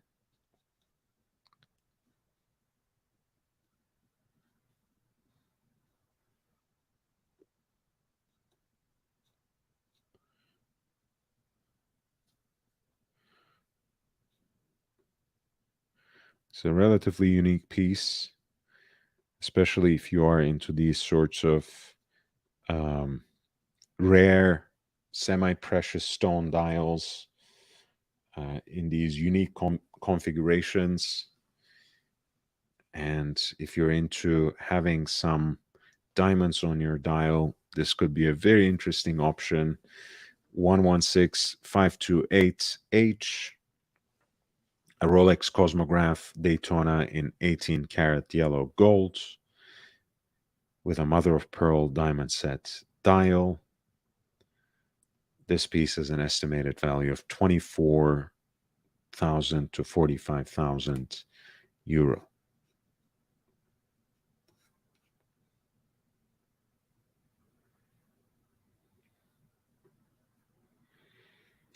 These were the 17 lots from the upcoming Sotheby's auction in Paris.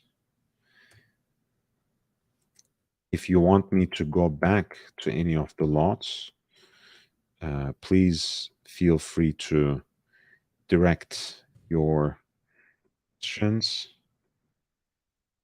with super chats. You can send me the lot number or the name of the watch.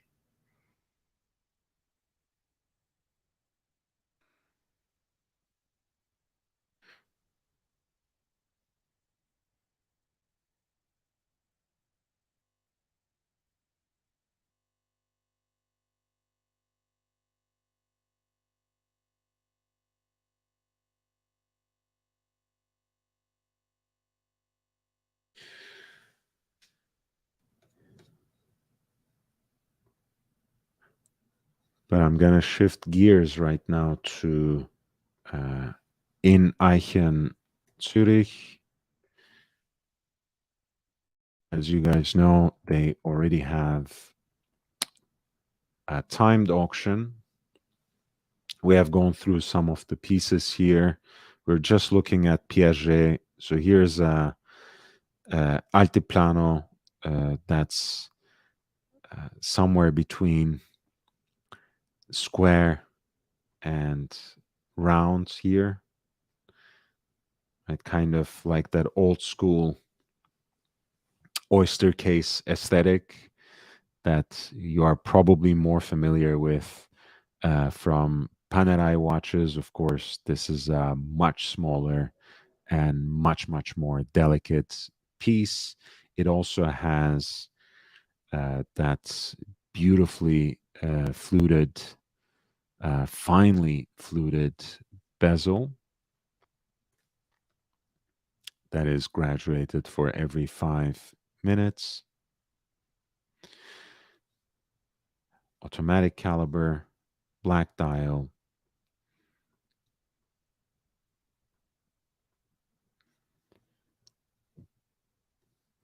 And that cushion shaped case, I think, looks stunning.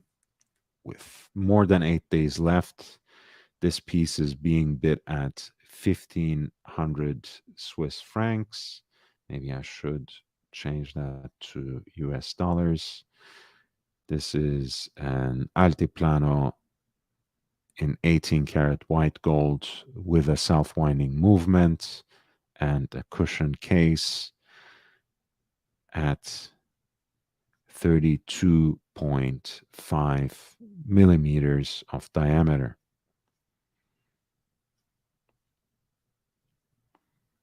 A beautiful, delicate, and elegant, ultra thin dress watch in the best tradition of Piaget at lot 67. As with all their timed auctions, this piece also has a fixed price, which is 3,250, and there is no buyer's premium for the piece, which is why I like to call Ineichen a disruptor in the auction circuit.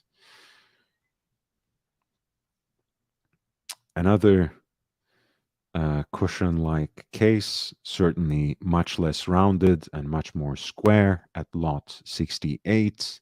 This is an IWC, again, with a self winding movement, also with a date at 3 o'clock, a piece that is already being bid at 1,100,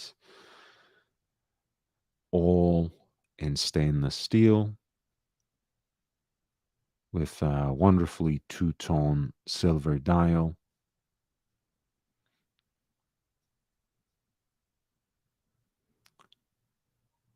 The IWC reference is 1871. The case is a little bigger and a little thicker than the Piaget Altiplano that we were just looking at.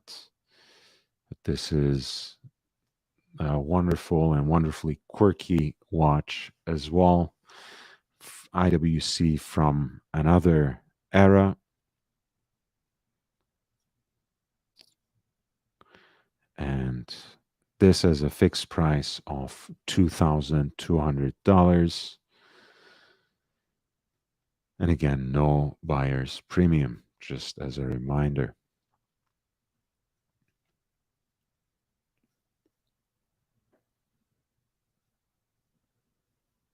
Finally, Patek Philippe Calatrava in yellow gold. No bids on this particular watch. The starting bid is $8,150. The fixed price is $16,250. It is a yellow gold case that has begun to oxidize. The dial seems very clean and is finished with these beautiful Arabic numerals at quarters. There is a kind of yellowing right right under the handset, which is a set of feuille or leaf hands. The case is 35 millimeters in diameter, and the watch has those spider-like lugs, which make it very attractive and probably also help it wear slightly larger than what the number 35 might indicate.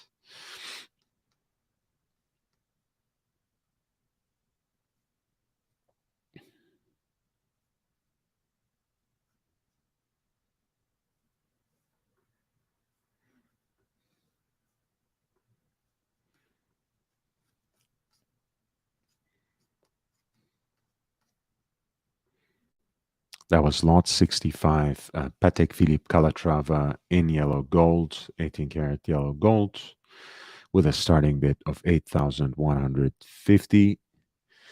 I guess at least so far, that discoloration, that yellow patch at the center of the dial made it undesirable to most.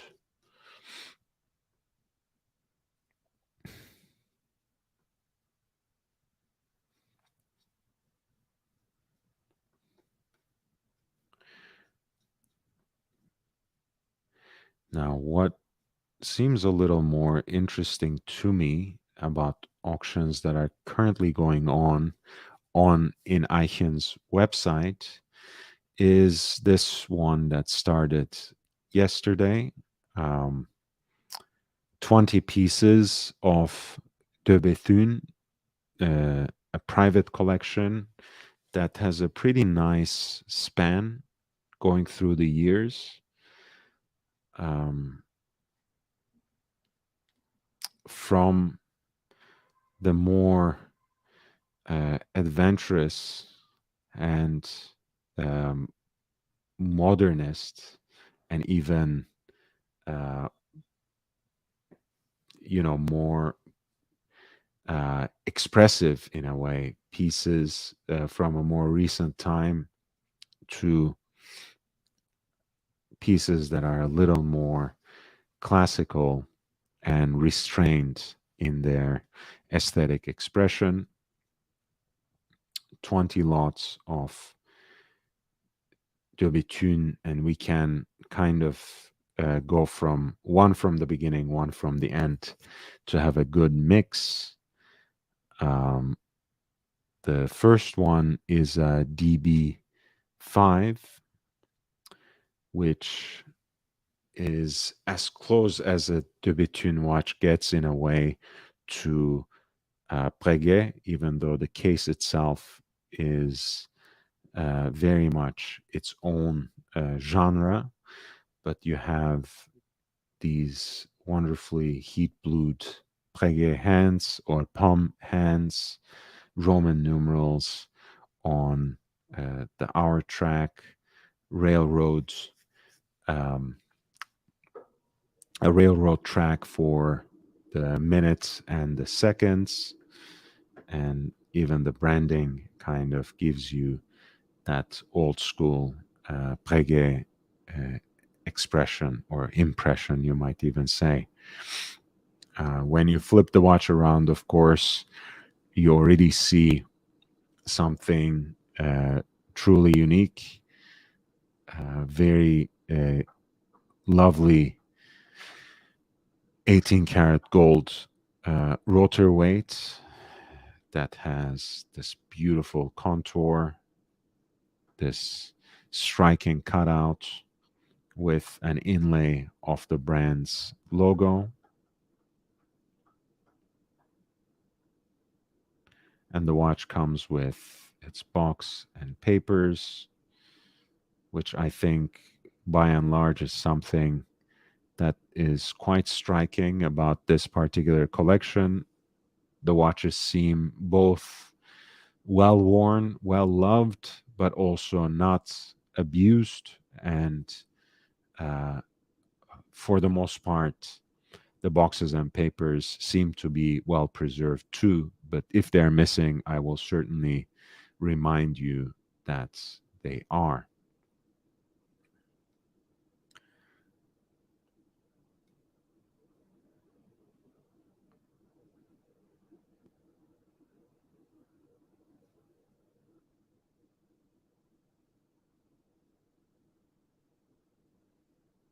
This is an extremely rare, collectible, and charismatic early pink gold self-winding wristwatch from de Bethune, founded in 2002, and this reference was introduced in 2002 as well. 41 millimeters, only 8 millimeters thick, with these distinctive uh, egg-shaped lugs. We can call them that. It's an amazing, amazing piece. Of course, you have that barley corn motif at the center of the dial. Of course, you have those circular Geneva waves on the 18 karat gold rotor, which matches the case.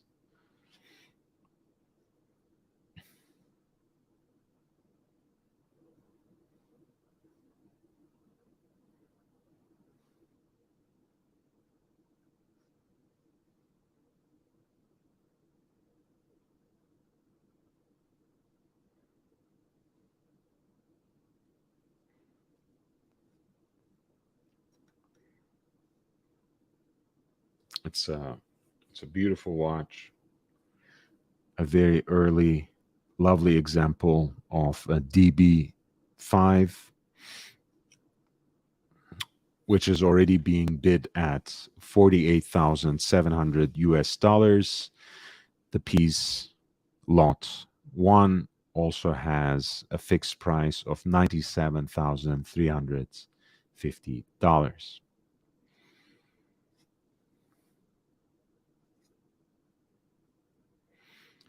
Lot 20 is their jumping hour watch, digital DB28. I want to also send you the link to this auction. So if you want me to pay particular attention to go back or jump to any one of the lots, feel free to send me the number and I'll be happy to do a deep dive for you. So we're looking at the jumping hour at lot 20. As you can see, this is a piece that is much more contemporary in terms of the de Bethune aesthetic. This is something you can see in the design. This is something you can see in the proportions. And this is something that you can see also in terms of the use of materials as well. In that luxurious titanium, in high mirror polish,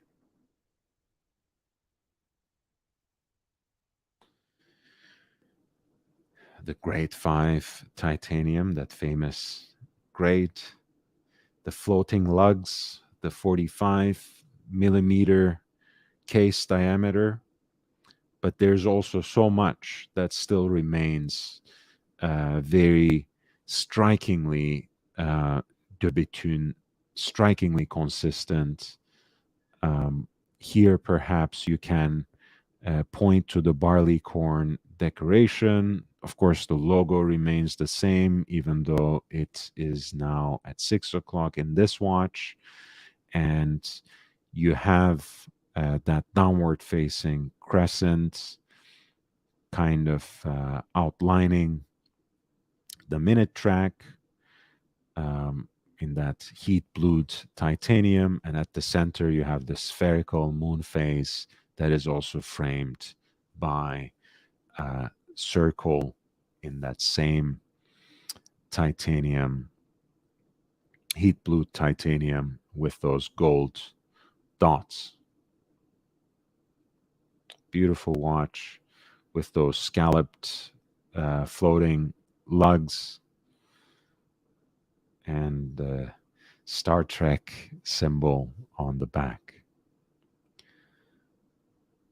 So already we had the kind of a more contemporary 21st century take on Breguet at lot 1, and at lot 20 we already have Breguet meets science fiction in this beautiful jumping hour watch, DB28 digital, which is currently being bid at $70,350. The piece also has a fixed price of 140,650 in US dollars, no buyer's premium.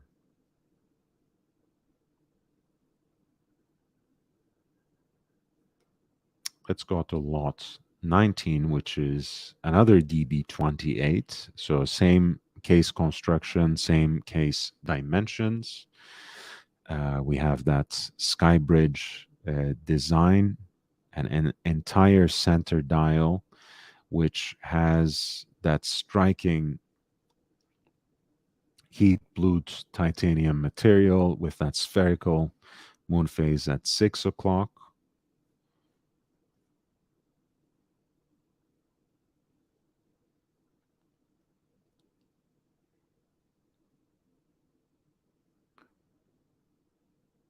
The floating lugs scalloped out as well.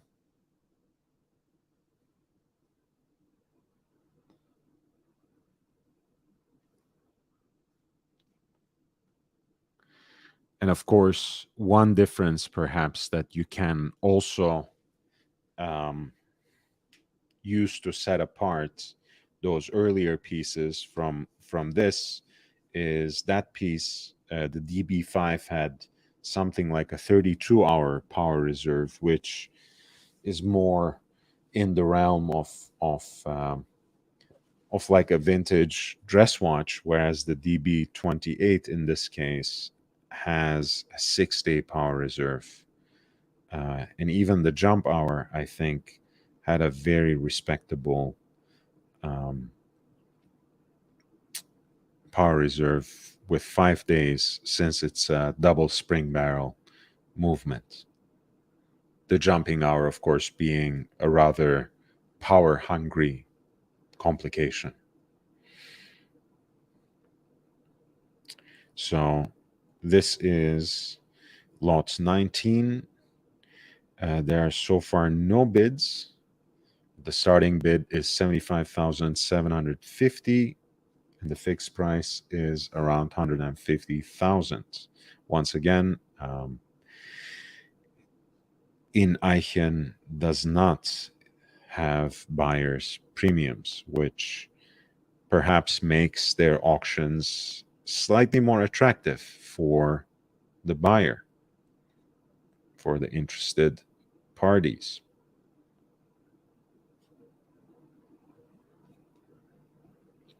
Lot 2 is a DB9. Again, we have a watch that's much closer in aesthetic to DB5,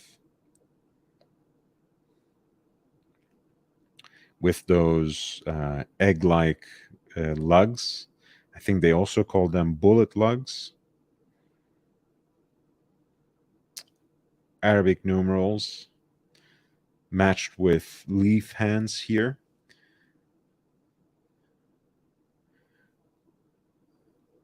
Mirror polished white gold case. A much more classic expression of the moon phase at 12 o'clock that matches the tones of the white gold case.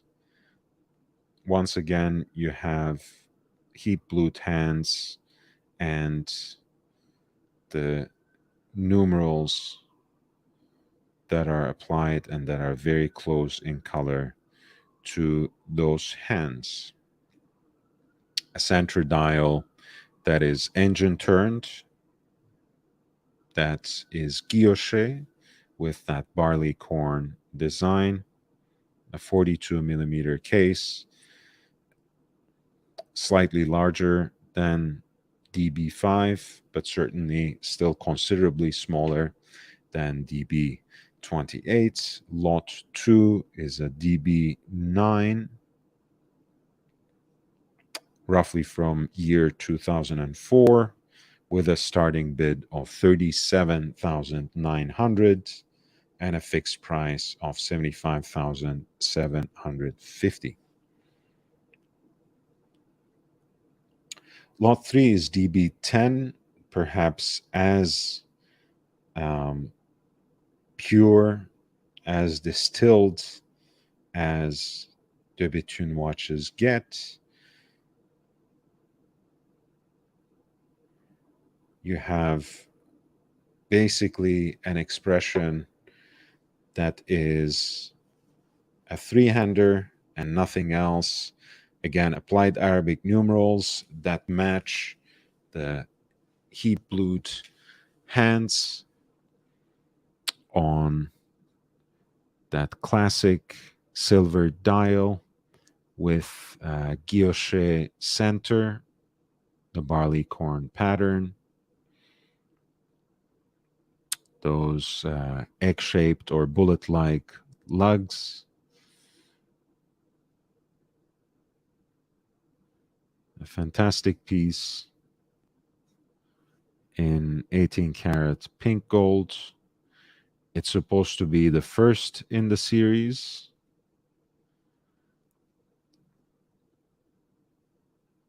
Which is inscribed on the case back. A matching déployant clasp and a lovely ornate box. Everything seems so great, so pure, so clean. Pardon me, and this piece has already been bid at 32,450.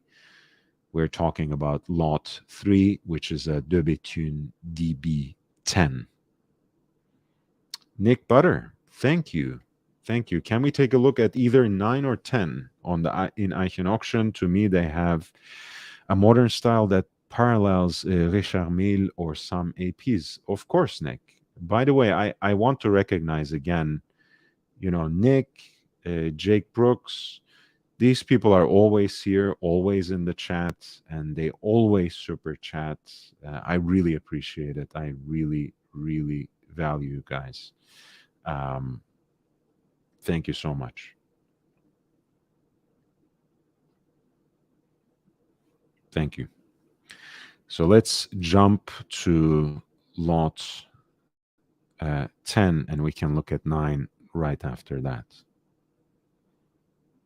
So we looked at 1 and 2 and 3, and then we looked at 20 and 19.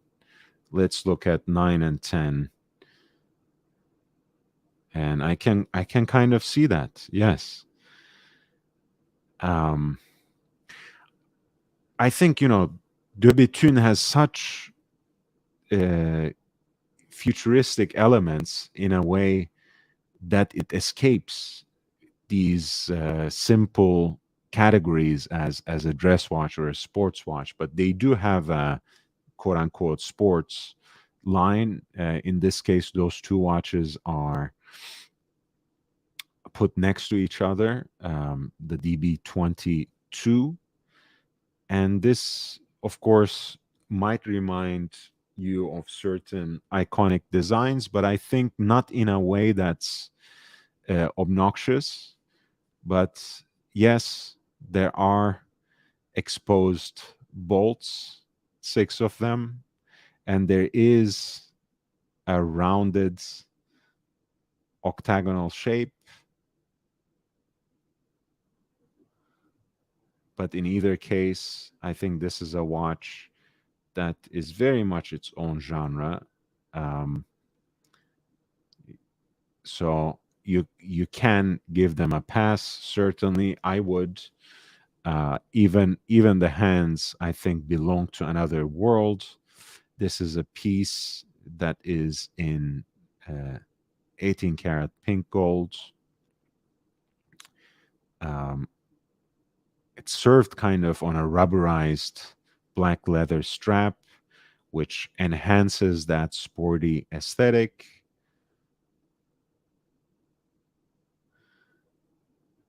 And a beautifully decorated movement that kind of expresses again that more sporty ethos of the watch. This kind of looks like um, more than that um, Star Trek symbol. As I said, sorry, I'm not a Trekkie, so I don't actually know what it is, that symbol that they wear on their suits. I'm more of a Star Wars guy. This piece has a rotor that's more shaped in the way of a steering wheel, right? And I kind of love that. I think I really like the look of these um, caliber 2024-378. Yeah, this is DB DB22 with with an 18 karat pink gold case that has contrasting finishes in mirror polish and brushed satin finish, a sapphire case back as we have seen, and a titanium kind of a slate gray dial that is satin finished as well, which kind of expresses that sort of,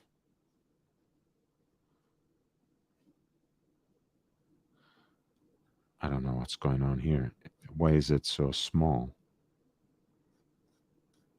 Okay. Ah, and that satin finish is kind of like a radial guilloche, right? There's kind of that groove pattern on it, as if you're looking at a piece of uh, vinyl. and the power reserve at 6 o'clock. I think these are beautiful watches. Honestly, um, I know it's their own genre, but I can certainly see myself wearing this watch if only it had maybe a handset that was slightly less loud, that didn't scream so much like, I want to be different.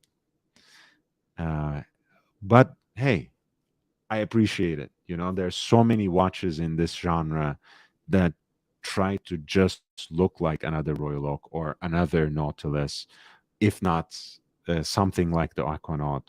So I'm not going to uh, give flack to De Bethune for creating the Sports DB 2022 that has that unique handset, which doesn't look like anything that I'm used to, um, but certainly looks unique.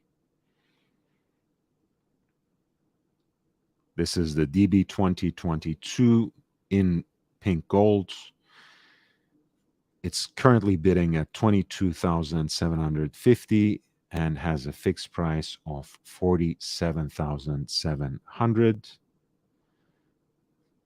And lot 9 has the DB22 in titanium. This piece has not yet attracted any bids, but it remains um, quite similar in its expression, except, of course, it is in titanium. In this case, the watch comes with box and papers. I think the box might be like a travel pouch in this case. I'm not sure. The strap is the same rubberized black leather strap that I think goes really well with this titanium case that has those uh, layers of, or those aspects of mirror polished and satin finished um, pieces. Oh, thank you, Basil. Super sticker. Basil is another one of uh, another one. Sorry for that amateur hour. Thumbs up. Thank you so much. Another one of the loyal supporters of this channel. He's not only, along with JB, someone who supports me on Patreon, but someone who is here in the chat, constantly pushing me forward, constantly giving me encouragement, constantly giving me super chats and super stickers like this. I really, really appreciate you, man. Thank you. Um, yeah, I really love it actually. I mean, in titanium, it's even better. I think I would love to. If money were no object, I would certainly want to own something like this. But even with limited resources, I can see myself setting aside some savings to get something like this, if only it had a more conventional handset.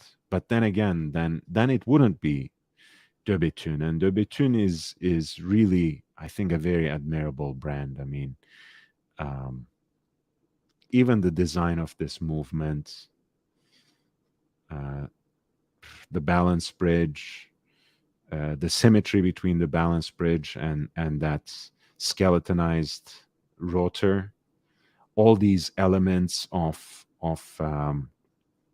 titanium that they use in different aspects of the case and the movement and the dial. Um, it's just such a holistic expression.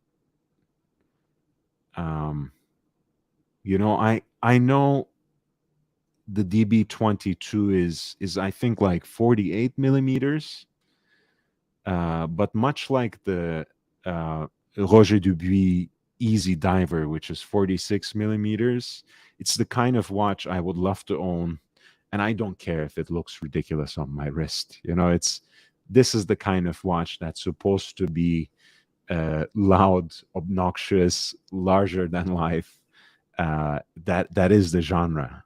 That not you know someone we at least loved at a certain point in time. Archie Luxury had this whole concept of F off watch, right? So when it comes to that, of course, what he had in mind was a gold watch, and specifically a gold Rolex watch, and even more specifically, a gold Submariner. But I think in the 21st century, in year 2023, that genre has been expanded in a very significant way, and certainly uh, DB22 Sports, with its multifaceted titanium case in 48 millimeters, can apply to this genre. And I also want to show you what I mean with the Easy Diver, which is a watch that I adore and which is objectively too big for me, but I think I will get one eventually. It's not the next one on my list in any way, but I think I would love this either in its simple expression, or in fact perhaps even better in in the chronograph, which it actually builds on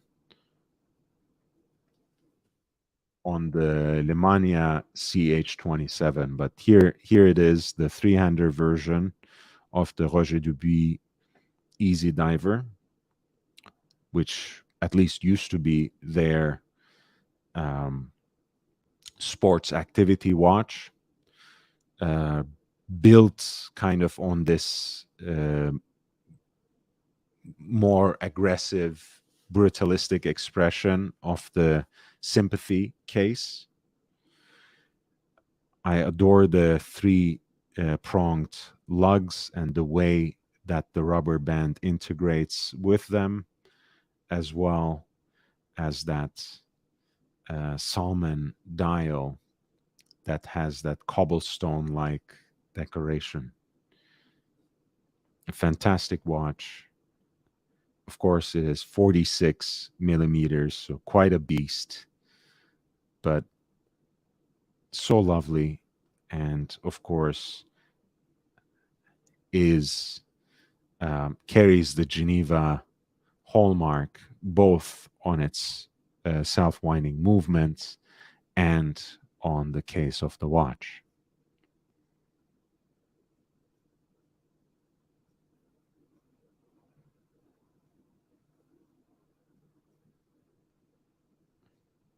And I think it's an attractive proposition, right? It's not cheap by any means, but there are not many watches in this particular genre. We were just looking at the De Bethune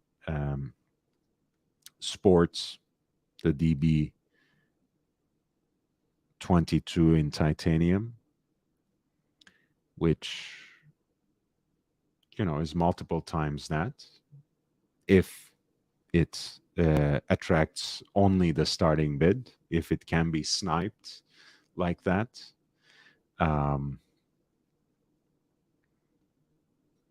but this is a pretty lovely piece too, and it does have, as I mentioned, and I want to show you at least a picture of the chronograph version that is built on the Lemania CH27, which is pretty significant actually when it comes to today, because as you know, today is Speedy Tuesday, as people love to say. Um, and the Moonwatch, of course, was also built on this caliber as well. And of course, in this case again,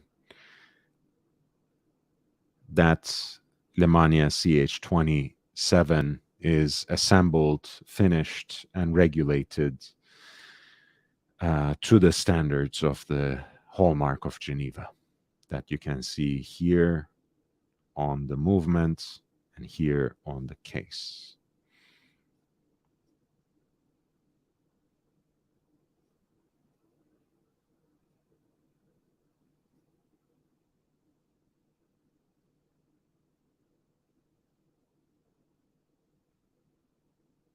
Yeah, yeah. Lovely, lovely pieces, man.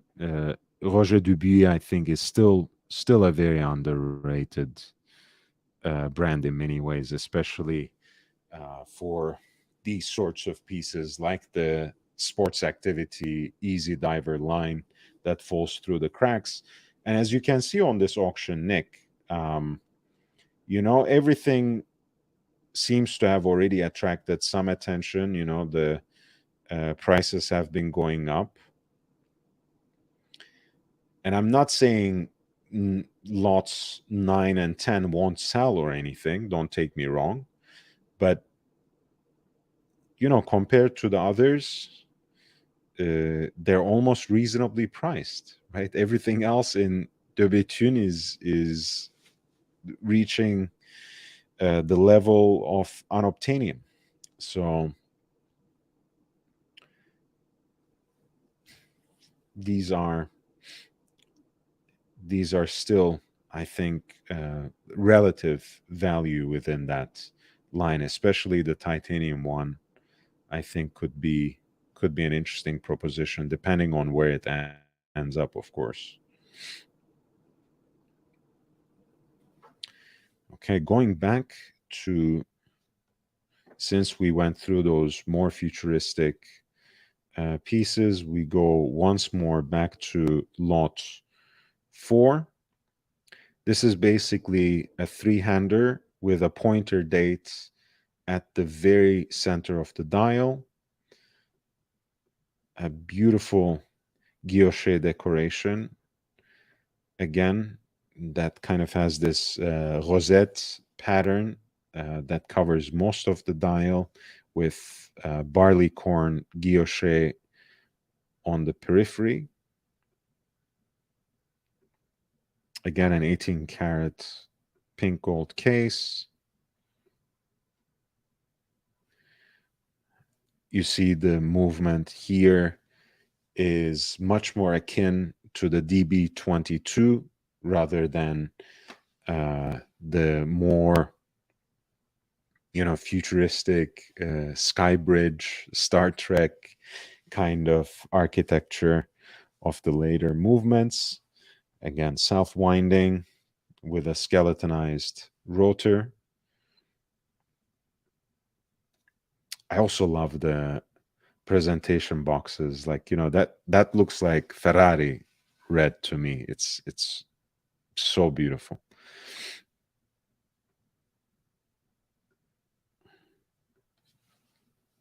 And how that logo peeks from, through that hole there, through that porthole. Amazing. This is a DB10 three-hander, again with leaf hands and a pointer date at the center of the dial. At lot 4, the piece is already being bid at 33,550. It also has a fixed price of 64,900.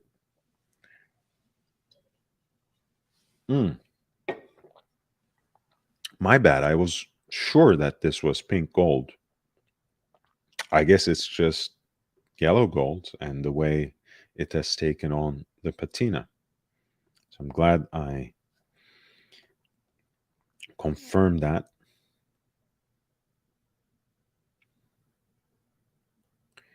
This is a 42 millimeter case. The piece is from 2011 and has those egg-shaped or bullet-shaped lugs.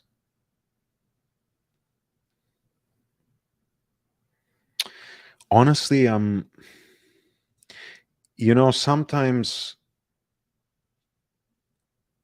sometimes Ineichen does that, and I'm not sure. This really looks like pink gold to me. I might be mistaken again, by all means, but this is pink gold, lot four. The lot essay says pink gold. The specifications say yellow gold. I don't know.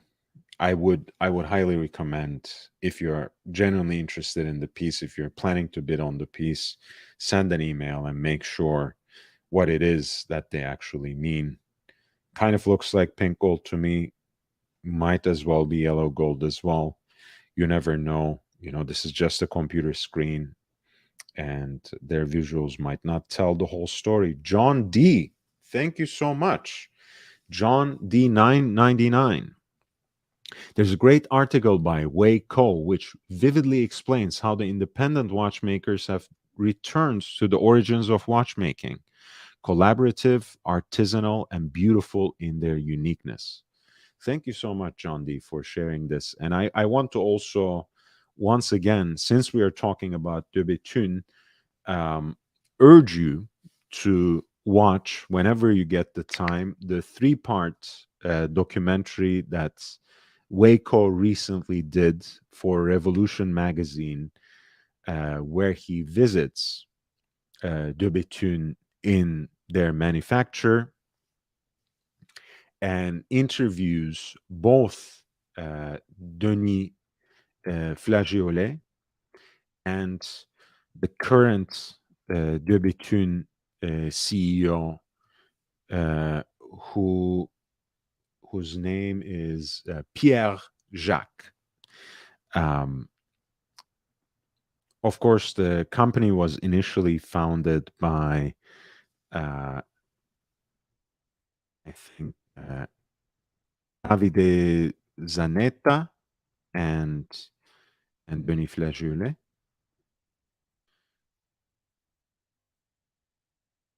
Um, and Zanetta was an Italian, vintage watch dealer, and Denis Flageolet was this watchmaker on the vanguard.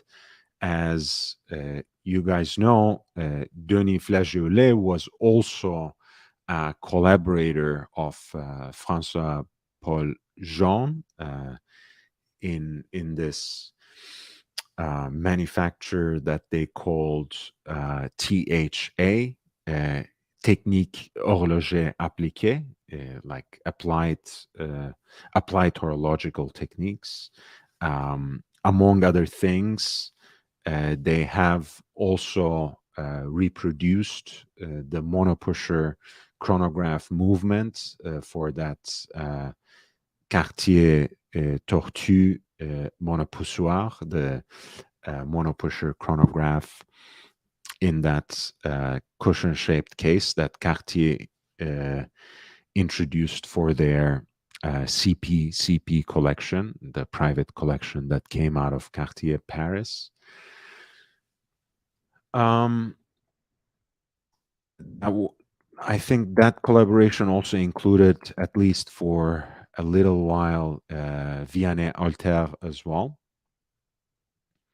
Um, but certainly they have done a lot, especially for Cartier through the years, through THA.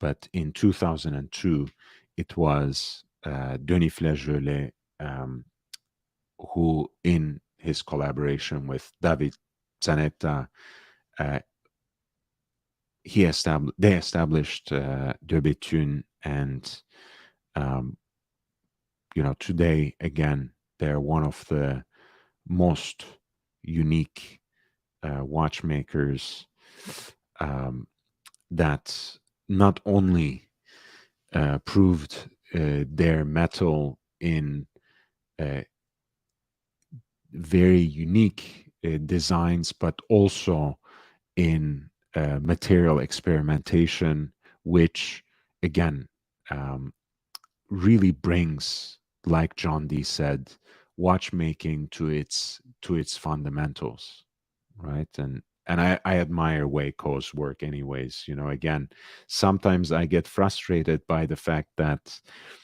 uh, he he uses very extravagant words of praise without filter and without qualification for just about any watchmaker, which takes away from the force of his own words when he actually should single out de Bethune. And you can see, right, you can see the quality of the work that he accomplishes when he writes about or when he talks about or when he makes a video about a maker like de Bethune, uh, that he really feels for, that he's really head over heels in love with, and another maker that he perhaps simply respects or tolerates.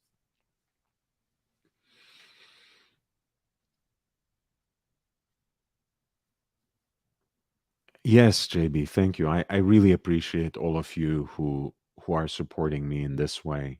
Um, I really do. Please hit the like button too when you're at it. Yeah, John D, I was just talking about that. I think we wrote it about the same time. I think the monopusher movement was actually executed at a time before Vianney Alter joined them. But yes, I mean, I'm just being pedantic. And yep, that particular monopusher chronograph is very desirable and quite expensive too. If I were to bring up an example that's actually relatively um, reasonably priced, this is one of those chronographs, monopusher, everything operated from the crown. You know, the classic aesthetics of Cartier with the heat blued hands. Here they are in the Breguet expression. You have that secret Cartier signature at 7 o'clock, the two register look with running seconds at 9 o'clock, and a 30-minute totalizer at 3 o'clock. The dials have that beautiful rosette guilloche pattern at the center. And of course, that matching pink gold deployant clasp in that almost universally recognizable Cartier design. And there we go. We have a look at that movement,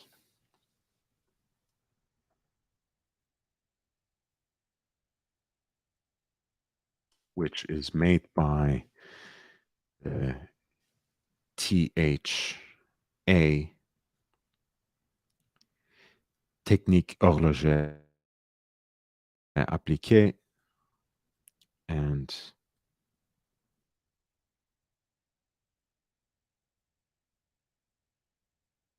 movement, I think, has the number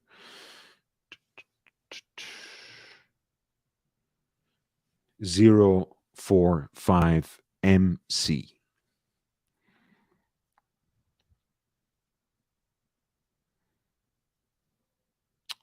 And as you can see, the bridges of the movement have that iconic double wishbone logo of Cartier uh, on them. It's a lovely, lovely piece. I have seen these go for much higher than this, to be absolutely frank with you.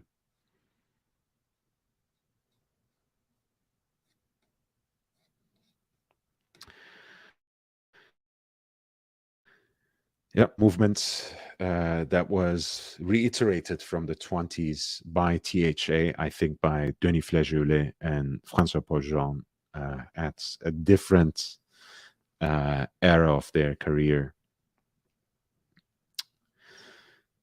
And that was a lovely digression, by the way. But we were looking at this De Béthune private collection, which we are exploring from beginning to the end. It also serves kind of as a retrospective of the brand that is now more than 2 decades old, since it was established in 2002. And here at lot 4, we had a DB10 from 2011, which is a beautiful three-hander with a pointer date at the center of the dial. The bidding is currently at 33,550, and we have a fixed price of 64,900. 12 days left.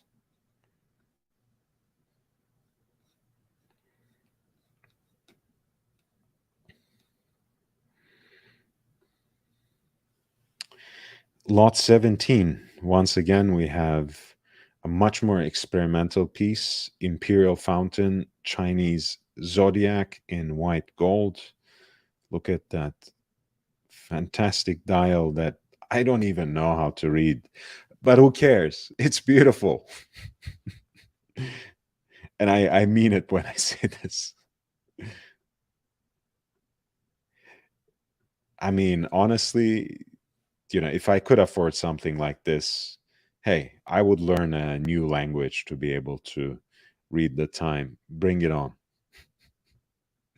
I don't even care about astrology, by the way. I think that's where I fail most when I'm looking at this watch. But maybe the Chinese zodiac is more interesting. I don't know. Maybe I just need to learn about the Chinese zodiac to be interested in astrology.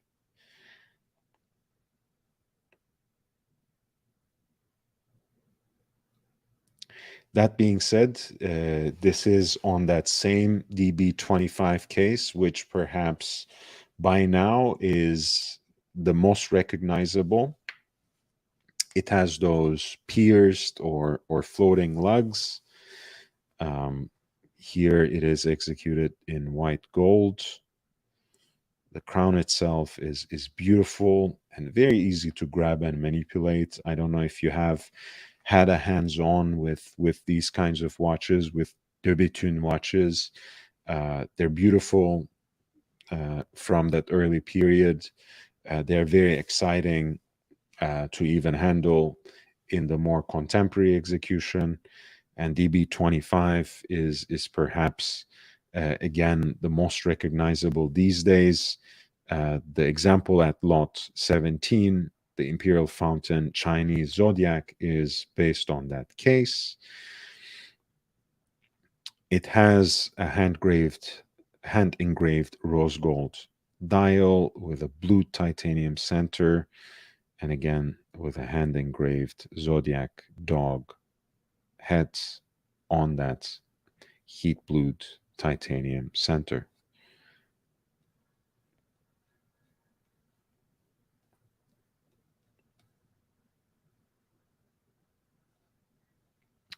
Hard not to love also those mirror polished bridges.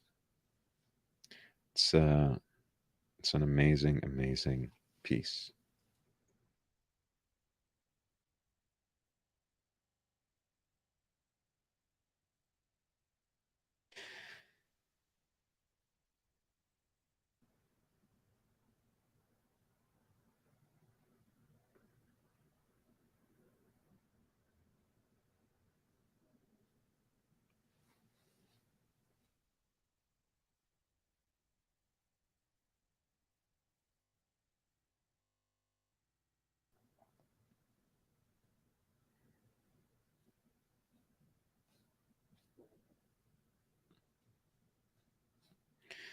It's and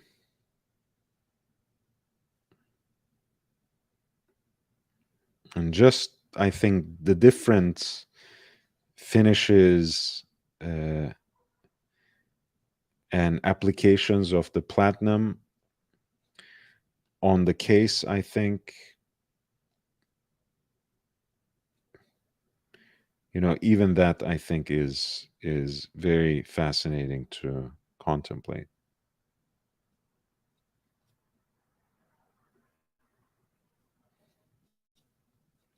This was lot 17. The Chinese zodiac watch, the Imperial Fountain, has not yet attracted a bid, but it starts at 54,100 and has a fixed price that's double that at 108,200.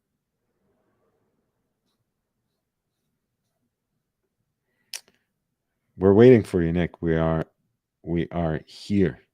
Enjoy your tea. Yes, I did a little episode, John D. I don't know if you were here. I think it should be titled as such.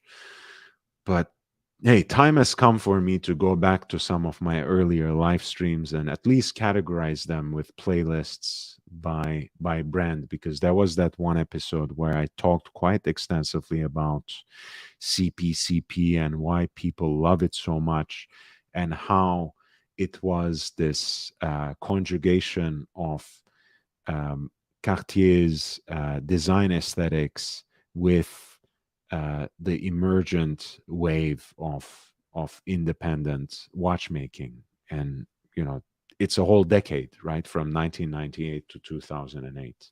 It's a fantastic era. And look, I mean, if you are collecting in this segment, that's still a very, very interesting and worthy era to pursue. You can, you can chase um, a Nautilus for low six figures, or you can get two wonderful Cartier CPCP watches, and maybe even three of them if you get really nice deals, um, with the same money. So, just the world is your oyster, when you open your horizons. Not hating on any name or model that I um, touched upon there, but that there's so many great options. So lot 5 is kind of the aesthetic that's more reminiscent of a conversion piece, kind of something that uh, supposedly started its life as a pocket watch and became a wristwatch. Later, again, you have, in this case, an open worked expression with a spherical moon phase at 6 o'clock. You have that kind of conversion aesthetic very strongly represented at the 12 o'clock side, which is where the crown is as well. And then you have those bullet lugs at 6 o'clock too. This is a white gold case, sits on a dark blue alligator strap. So all of that plays really well with the blue tans and the blue dots for the hour, right? Everything um, matches beautifully with this um, beautiful dial with that ebbing on the 3/4 plate. The dimensions of this watch kind of scale between the contemporary 44, 45 millimeter cases and perhaps earlier generations of 41, 42 millimeters. This is like a 42 and a half. And you have an indicator for the 8-day power reserve through cut out on the case back, which is, pardon me, largely closed otherwise. And of course, that makes absolute sense since we have an open worked dial.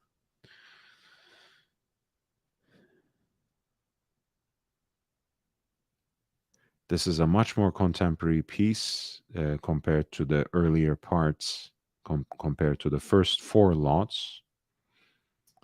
And I think this piece arrives naked as well. Just a watch only. So far, lot 5 did not attract any bids, but the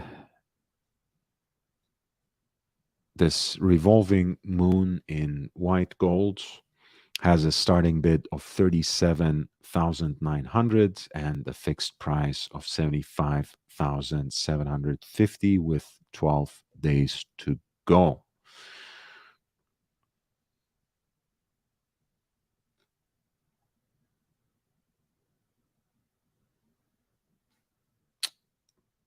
Absolutely, I agree. I agree. It's I really think, hey, I think eventually that's going to happen. You know, sometimes, okay, some people would regret the acquisition by a watch box, perhaps. I try to not resent such things, right? You know, I like I like that independence would remain independent. I would prefer that, but there might be certain benefits coming out from an integration into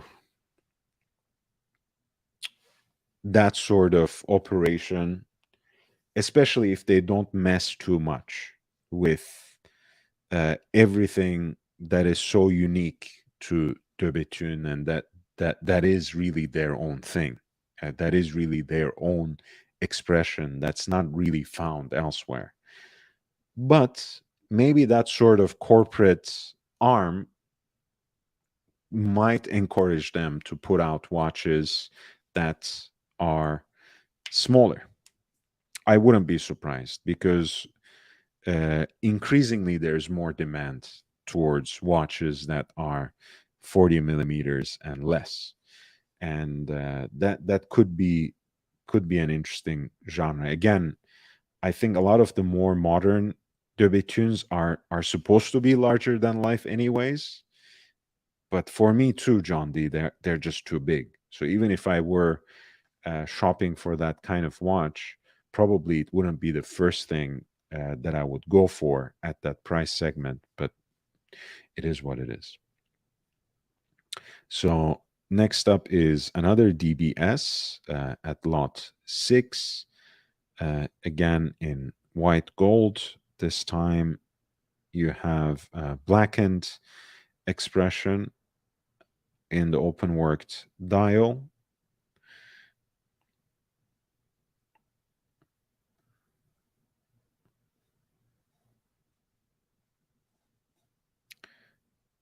And those hour dots match the white gold case. So does the spherical moon phase at 6 o'clock. This piece is practically brand new, and perhaps literally brand new, because it looks like it still has that sticker.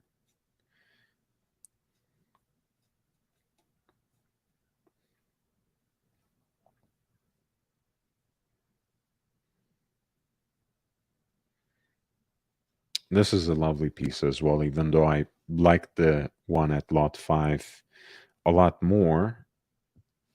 This piece also has not yet attracted a bid with more than 12 days to go, but the starting bid is 43,300 and the fixed price is 86,550.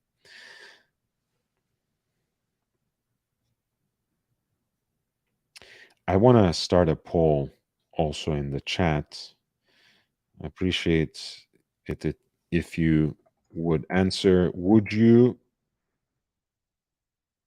buy uh, between watch. Absolutely yes. I'm waiting for a 40 millimeter case. So while you're voting, please also hit the like button. That really helps. That does give me a little more exposure. Uh, and it is absolutely essential to the growth of the channel as I'm trying to get to 5,000 subscribers by the end of the year. So I would really appreciate any help. Um, I am, as you guys know, increasingly producing shorter content as well. So whenever you see that kind of content, whether it's in the form of shorts, or 5 to 15 minute videos, feel free to share them far and wide, send them to your friends so we can bring more people into this community that we are building. I'm not going to be humble. I think this channel is by far and wide the best watch related live stream channel on YouTube today. Um, but the more the merrier. I think we would benefit from more members, and certainly, I think for the future of this channel, for it to be not only self sustaining, but also grow and become uh, truly influential and fully independent, stay fully independent, it has to uh, have more of a impetus behind it.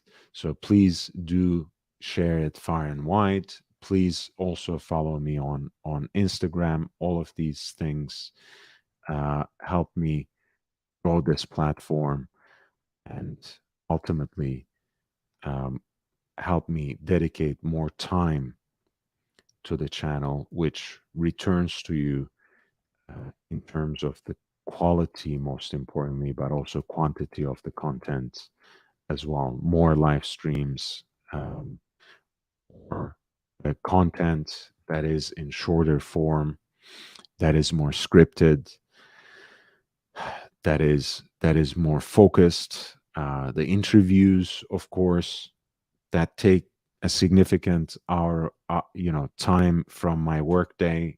Both in terms of the preparation and in terms of the hour that I dedicate to them in the live streams.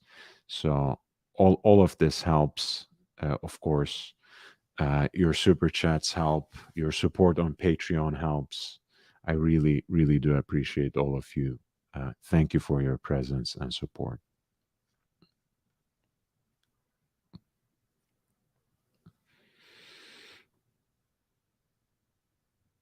I also want to remind everyone again, um, the you probably heard by now about the earthquake that affected a lot of people in Syria and Turkey. Um, was It had a magnitude of 7.8 and was the most violent earthquake in a century in the region. And so far, it has taken almost 9,000 people, so many more injured. Um, and unfortunately, both numbers, I think, are going to rise over the next few days. Of course, the rescue operation is becoming more and more difficult and more desperate as time goes by. Um, so many people are left homeless, dislocated, dispossessed, children losing families, both of their parents.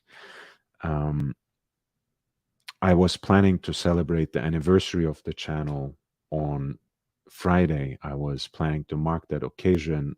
Um, I thought of almost canceling it, but I thought perhaps I can do something good.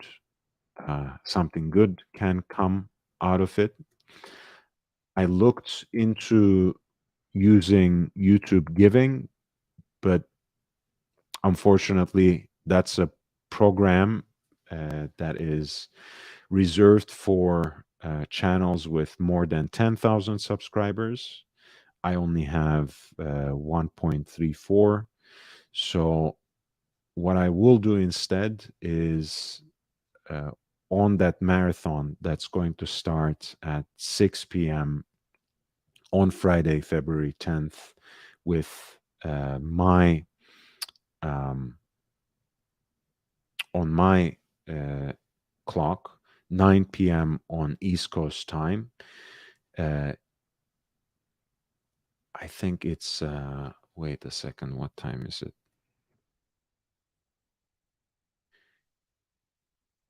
It's going to be 1 a.m. In London, 2 a.m. in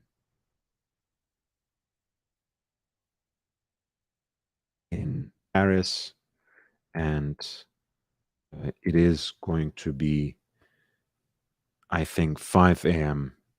In the region. So, uh, of course, the next day for those later times on Saturday.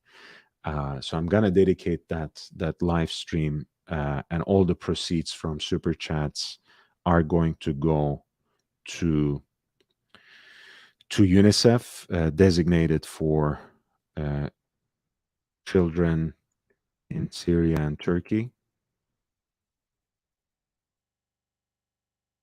and that means all the proceeds.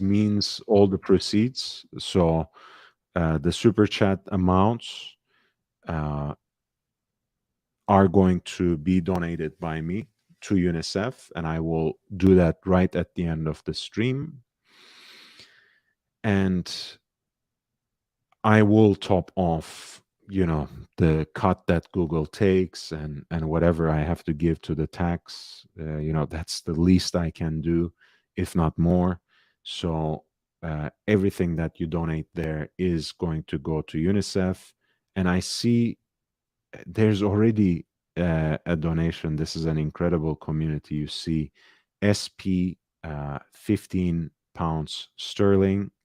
I can't bring it up on this stream uh, specifically, but I can bring it up in this way right here. Um, there you see SP already donated 15 pounds sterling. I think we can do something. Every every little bit matters. It's better than nothing. um, and I know that when this community comes together, it comes together very strongly.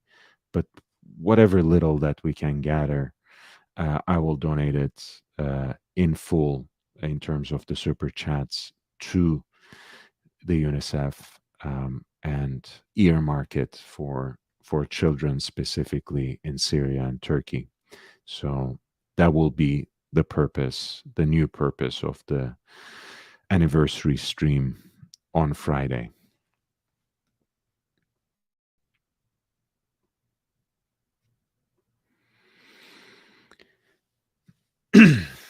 Coming back to watches,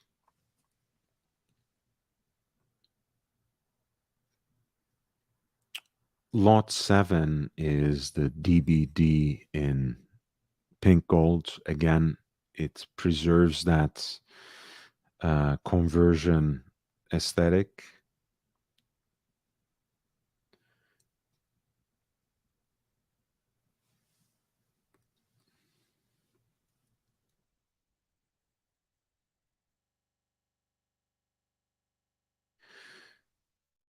But of course, this is a piece that offers a little more than what we were seeing earlier.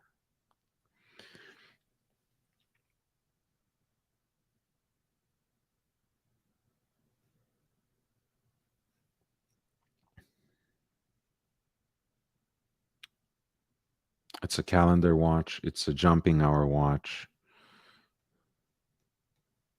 as you can see, and it has this uh, blackened dial that is decorated in that ebbing that are otherwise called Geneva stripes. You have the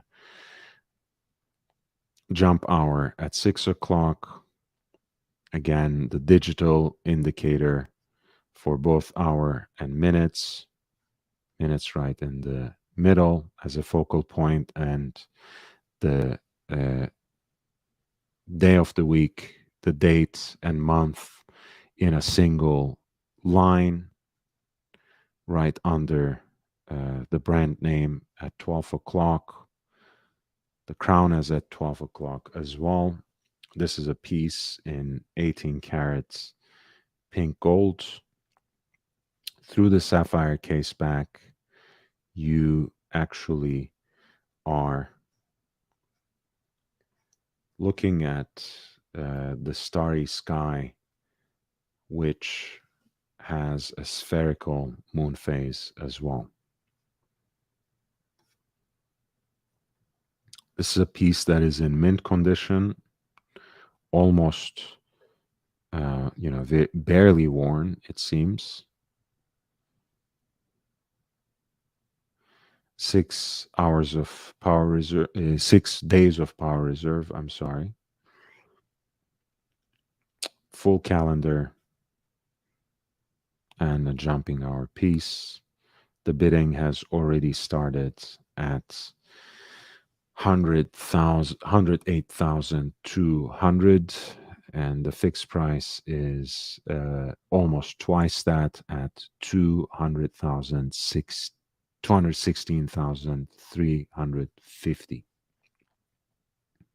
That was lot 7,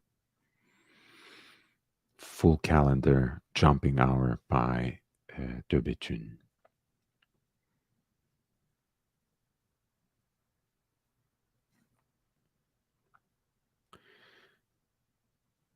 We have another modern classic at lot 16, which is the DB25 Stradivarius, again in titanium with the floating lugs. You have that unique constellation in heat blue titanium at the center of the dial with those uh, gold dots that are sprinkled to map out that particular constellation. The hour is marked by both the Roman numerals and the gold dots, which are matched in the gold Breguet hands. A polished titanium case, a sapphire case back,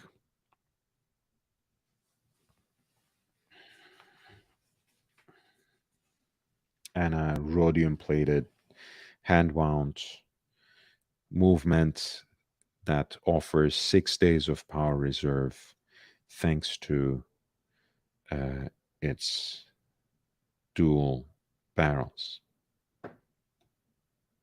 And that's Star Trek like 3/4 plates.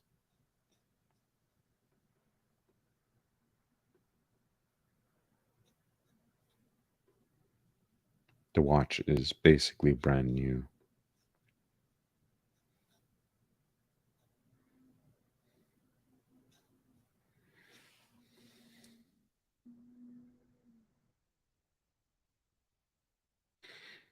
And it is 42 um, millimeters in diameter, but it's actually a pretty slender piece, as you can see from that profile. I think with that contoured um, lug design, floating lug design, it actually sits rather well on the wrist, and it's only 10 millimeters thick. So not ultra thin by any means, but certainly not thick by any shape of imagination either. And I think the Stradivarius has this wonderful step dial that adds a lot of dimensionality to the face of the watch. It's really by far one of my favorite models by them. Um, yeah, I could in an alternate universe where I could afford something like this. I can certainly see myself wearing it. That's lot 16. The starting bid was 59,500, but the piece is already being bid at 63,850. This DB25 Stradivarius in that gorgeously mirror polished titanium case has a fixed price of 119,000 at lot 16.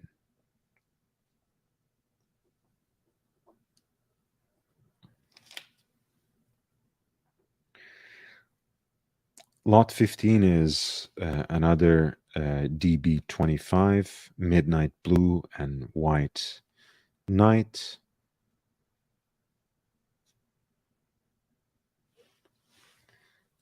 18-karat pink gold case with a handset of Breguet hands that match the material of that case. Blued titanium center dial that is mirror polished with that outer white hours ring with applied Arabic numerals. You know, again, very similar to the Stradivarius aesthetic, just much more distilled, uh, a little more pure and simplified, perhaps, but no less beautiful for that. Um, this is a 44 millimeter piece with that very slight branding that is engraved under 12 o'clock. Brand new piece that comes with uh, all the papers and the box. This piece actually has rhodium plated self winding movement, as you can see from the case back. Very beautiful. Lot 15 is already being bid at 45,450, and the fixed price is 45,450, and the fixed price is 86,550.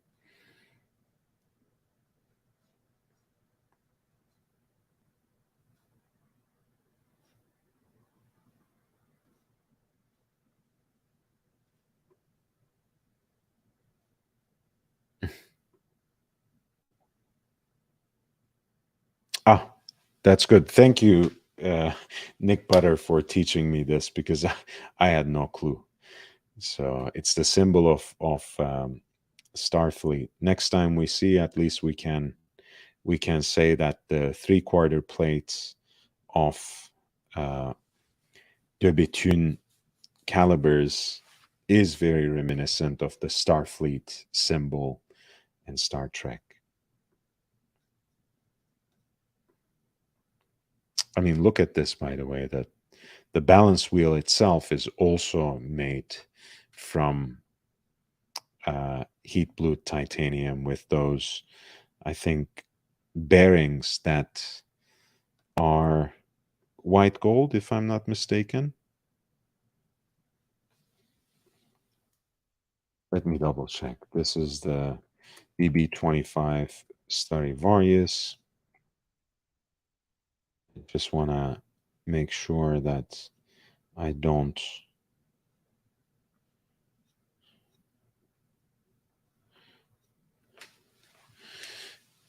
White, yes, those white gold bearings on the heat blued titanium balance wheel. What a beautiful watch.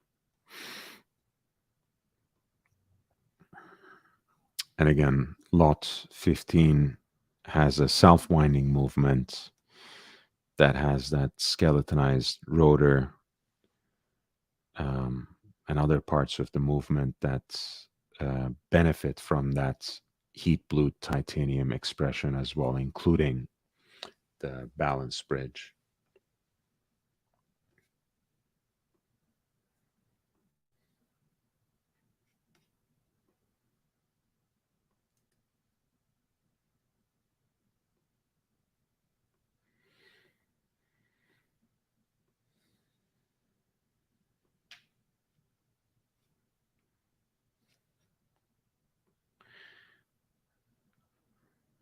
We have lot 8, which is a limited edition of 50 pieces in an effort to commemorate the um, triumph in the 2011 edition of GPHG, where De Bethune won the grandest of all grand prizes in Aiguille d'Or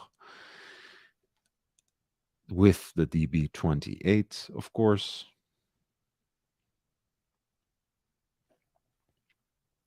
The case is a mix of sandblasted zirconium and mirror polished titanium, with the crown at 12 o'clock and the spherical moon phase at 6. Uh, the dial has an open faced expression with those contemporary with the contemporary iteration of those palm hands, or the Breguet hands, the blackened ruthenium plated um, plates of the movement are, of course, right there in front of our eyes. The floating lugs completes what is now a familiar contemporary de Bethune aesthetic.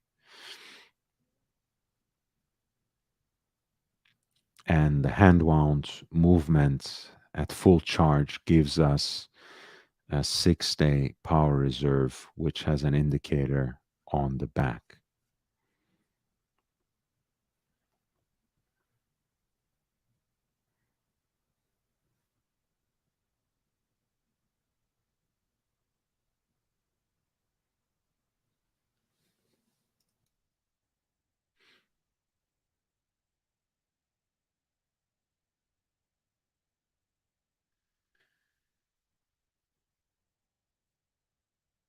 So, as far as I know, this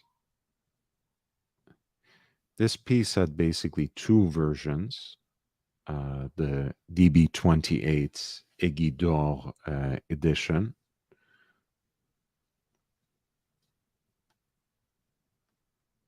I think. Wait, let me pull it up. No, actually, let me scratch that. It's just a limited edition of 50 pieces. Um,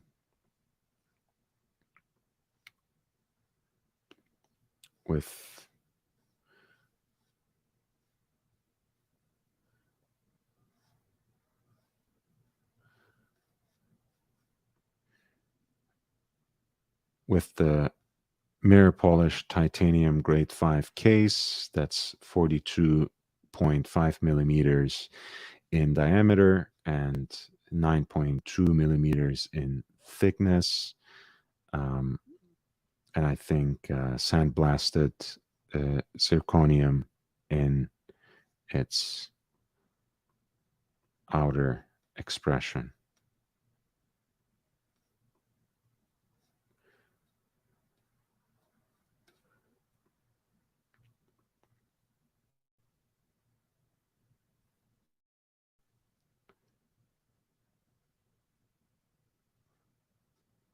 Hmm. I mean, here's the thing: this piece looks actually different from what I see on their website.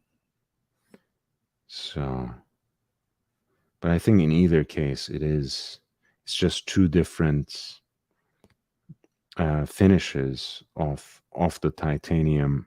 I think that otherwise look um, from certain in certain lighting. I think maybe they look the same, but they have very clear pictures here on Ineichen where you can see the different finishes between the sandblasting of the floating lugs and the mirror polished look of the center case.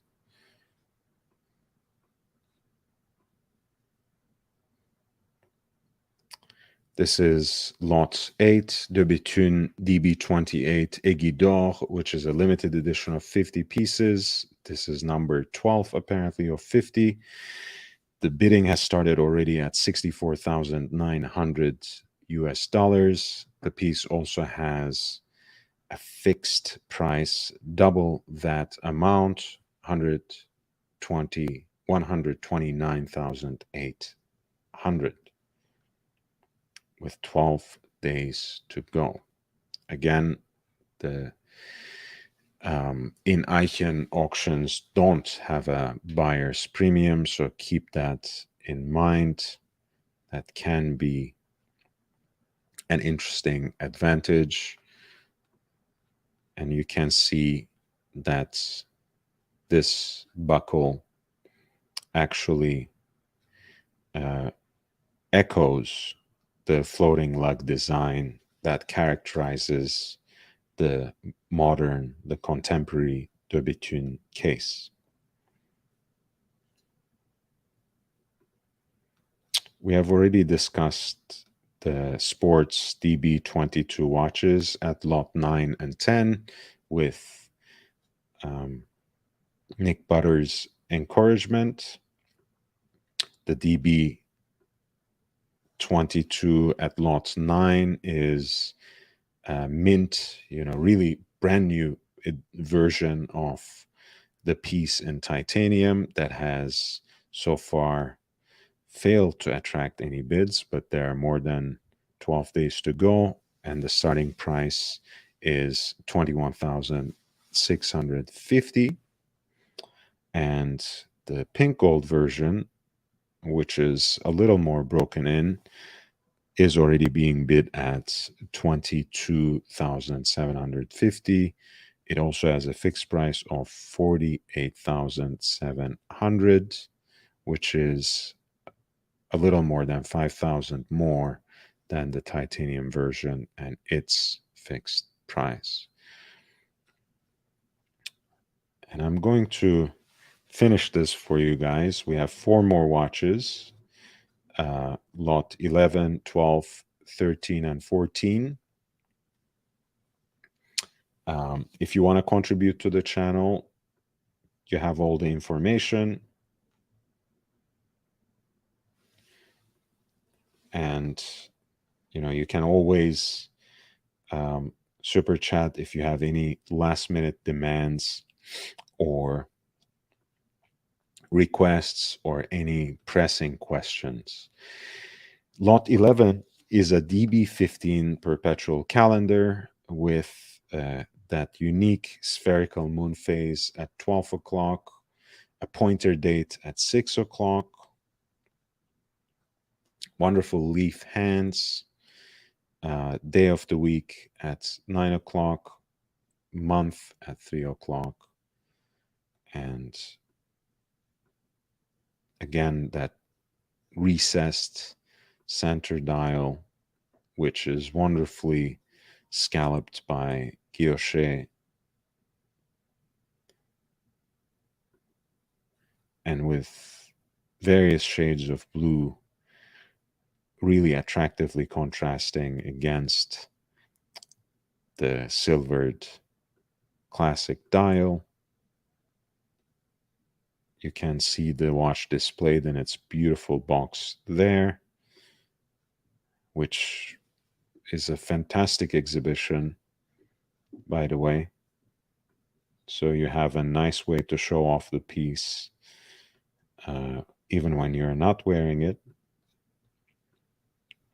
This DB15 perpetual calendar is, of course, in white gold, which is all mirror polished with those distinctive bullet lugs that characterize kind of the more classic expression of the De Bethune case in 43 millimeters. Again, it's a little bit of an oversized piece, but that is De Bethune's aesthetic. And I do agree with John D. You know, it could be exciting and interesting for people like us to see maybe a little bit of a diminutive take on De Bethune's aesthetic, but I would rather see them stick to what they know best and what they already love than change things around completely because of some corporate intervention. So um, why fix something that's not broken in a way? Railroad track for minutes, of course, on the periphery of the dial, Roman numerals for the hours that are in a kind of navy blue.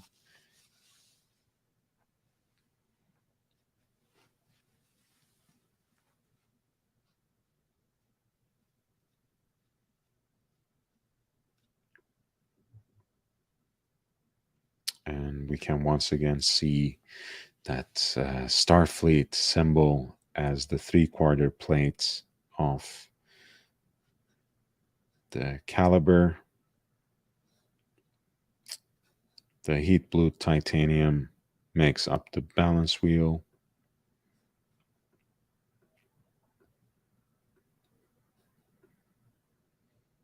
And of course, you have the two correctors on the left flank of the case and another corrector here on the right flank under the crown.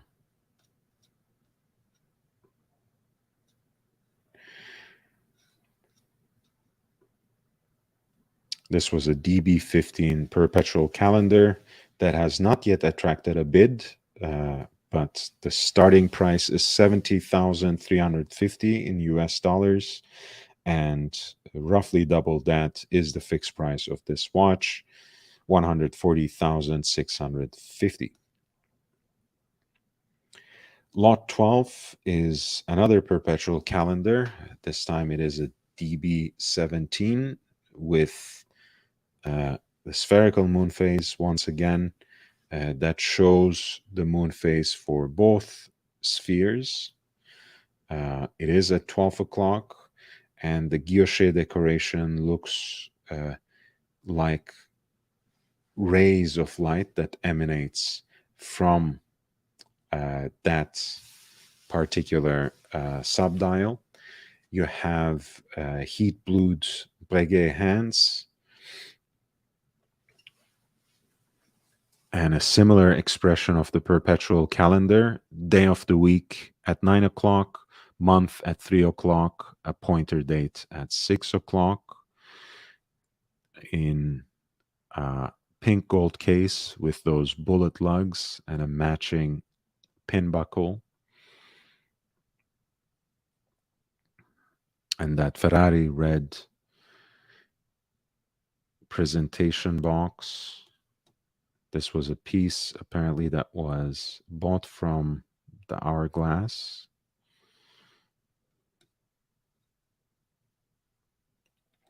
(2005), a 43 millimeter case.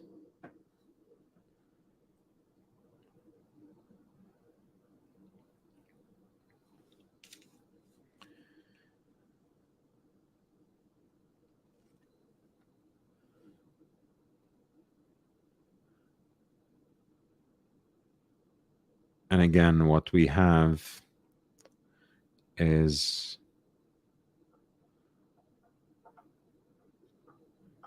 that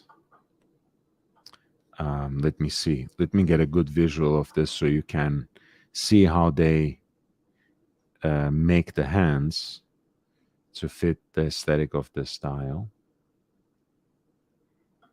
I think the way that video is stopped there is the best that we can get. As you see, you have that kind of recessed dial and the spherical moon phase. So in a similar vein to those old school chronographs where you would have the curved hands to accommodate the domed crystals uh, and the recessed dials of old. You have this beautifully curved Breguet hand that um, you can only really uh, see when you come that close, when you zoom in that much. And they really look beautiful. I mean, the design, the curvature, uh, just of the hands, the design and the curvature of the hands, and the layout of the dial is just pure art.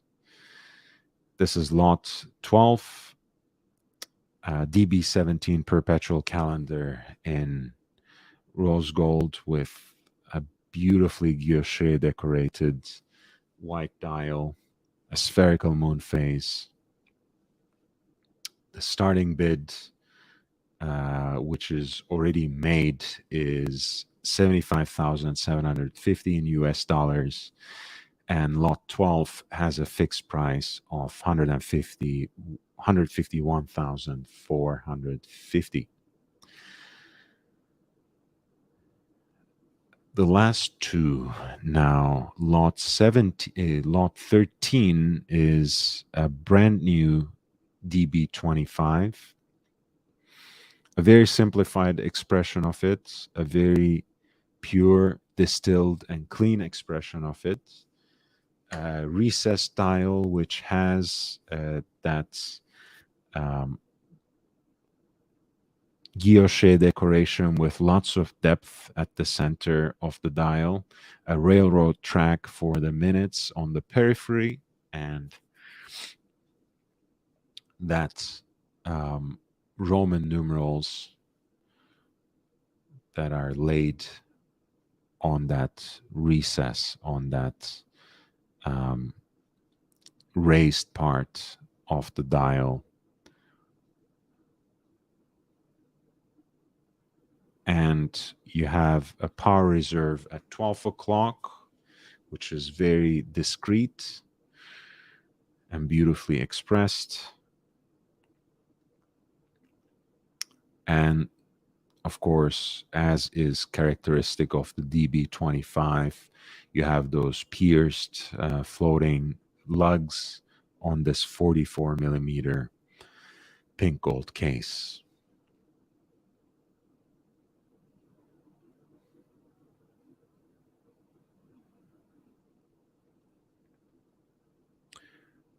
The hands are in that futuristic expression of the Breguet hands. Of course, they are beautifully heat blued, which plays well with the rest of the blue accents on the face of the watch.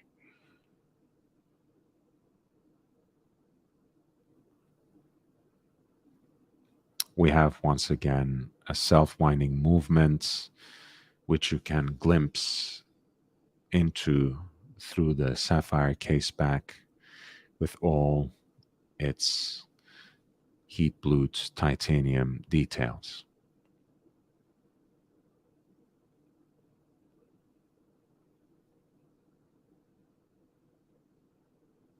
Once again, this is a full set brand new watch at lot 13, a DB25 power reserve in 18 karat pink gold. The bidding has started at 32,500 2,450, and the fixed price is 64,900.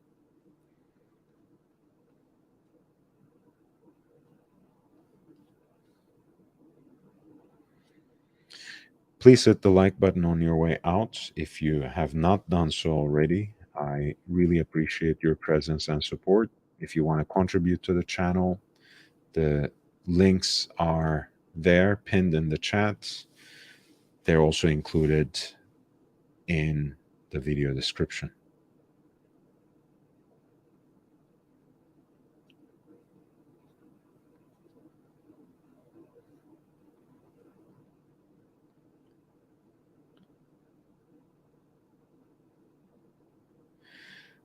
Lot 14, our last watch of the day. This is a de Béthune moon phase in white gold. Again, the DB25, that's become almost synonymous with the brand in our time, with those distinctive floating lugs. This watch is presented in mint condition as a full set, box and papers. The piece has already attracted quite a number of bids.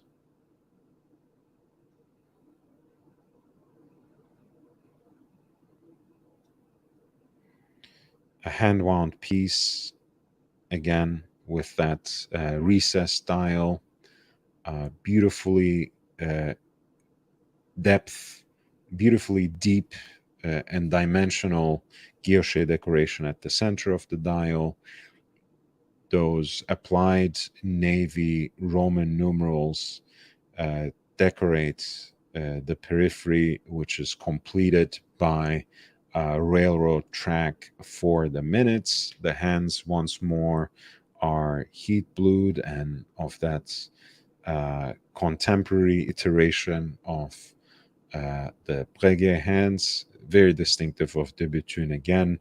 And you have a spherical moon phase that is surrounded by a starry sky at 12 o'clock as well.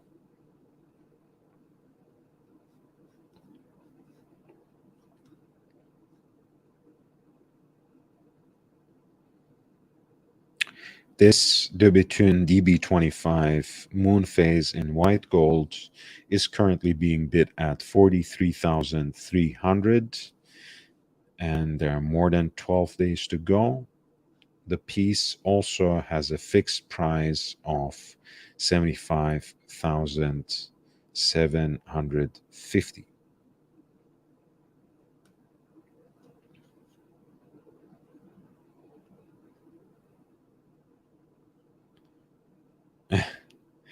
That's a good plan, Nick Butter. We all get together, purchase one of these, and resell it on another auction for 200,000 or more and split the profit. Um, I think, John D, in many cases, since they don't indicate otherwise, the starting bid is the reserve. So any watch that has already attracted bids, I think, is already selling. But someone might, yeah, maybe someone will be tempted to end the auction on some of these with an early bid at the fixed price, which will take that lot out of the equation. But yes, the prices are pretty steep. Nevertheless, I think that explains in a way, and I won't speak too long about this phenomenon, but that speaks in a way about the current situation of the market, which uh, has completely crashed, if you ask me, and is still on its way down the drain, on its downward spiral, to put it in kinder terms.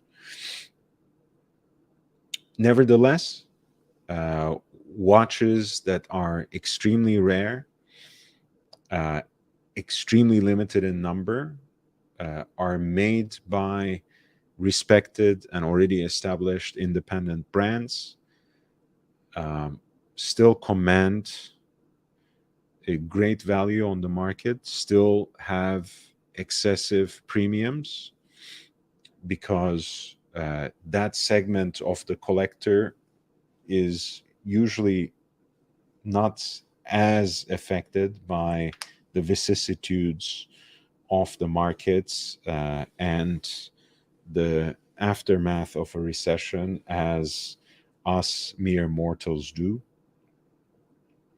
But also because certain watches, uh, like a lot of very desirable high art, simply operates with a different logic or devoid of logic compared to the rest of the market. So I'm not gonna, in this very tired state, reaching now 4 hours of a live stream, I won't really extemporize for too long on this, but I think it shouldn't trick us to think that prices are stabilizing, kind of rhetoric that a lot of the um, gray market profiteers are you know regurgitating these days. I think there's a lot of watches that have inherent horological value that in fact in a buyer's market become more and more attractive by the day. There are other watches that have this sort of desirability that uh, really catapults them into another sphere. And then there are watches from the vintage, from the perspective of vintage collectability, that have a lasting value. And I think those prices have always been quite stable too. They can go down 5-10% and jump up 10-15%, 2 years, plus minus 2 years. But those kinds of watches are uh, not to be bought and sold and flipped from one day to another anyways. So that's a different conversation, but we'll get back to this. Thank you so much everyone for your consistent support. SP, who has already contributed to our fundraiser for the victims of the earthquake, especially the children, on Friday. And today on this stream, John D contributed with a super chat, Basil's with a super sticker, Nick Butter, and JB also. Great support today, guys. Thank you so much. Thank you, everyone, for being here, guys and gals, and everyone else. I love you all. Please take care until tomorrow. I'll be back around the same time. It's already Wednesday, so it's not really tomorrow, but really at night. I look forward to seeing you already, and we'll talk watches again. I can't wait, but until then, I must rest and refresh myself a little bit. And until that time, people, I bid you adieu. See you soon.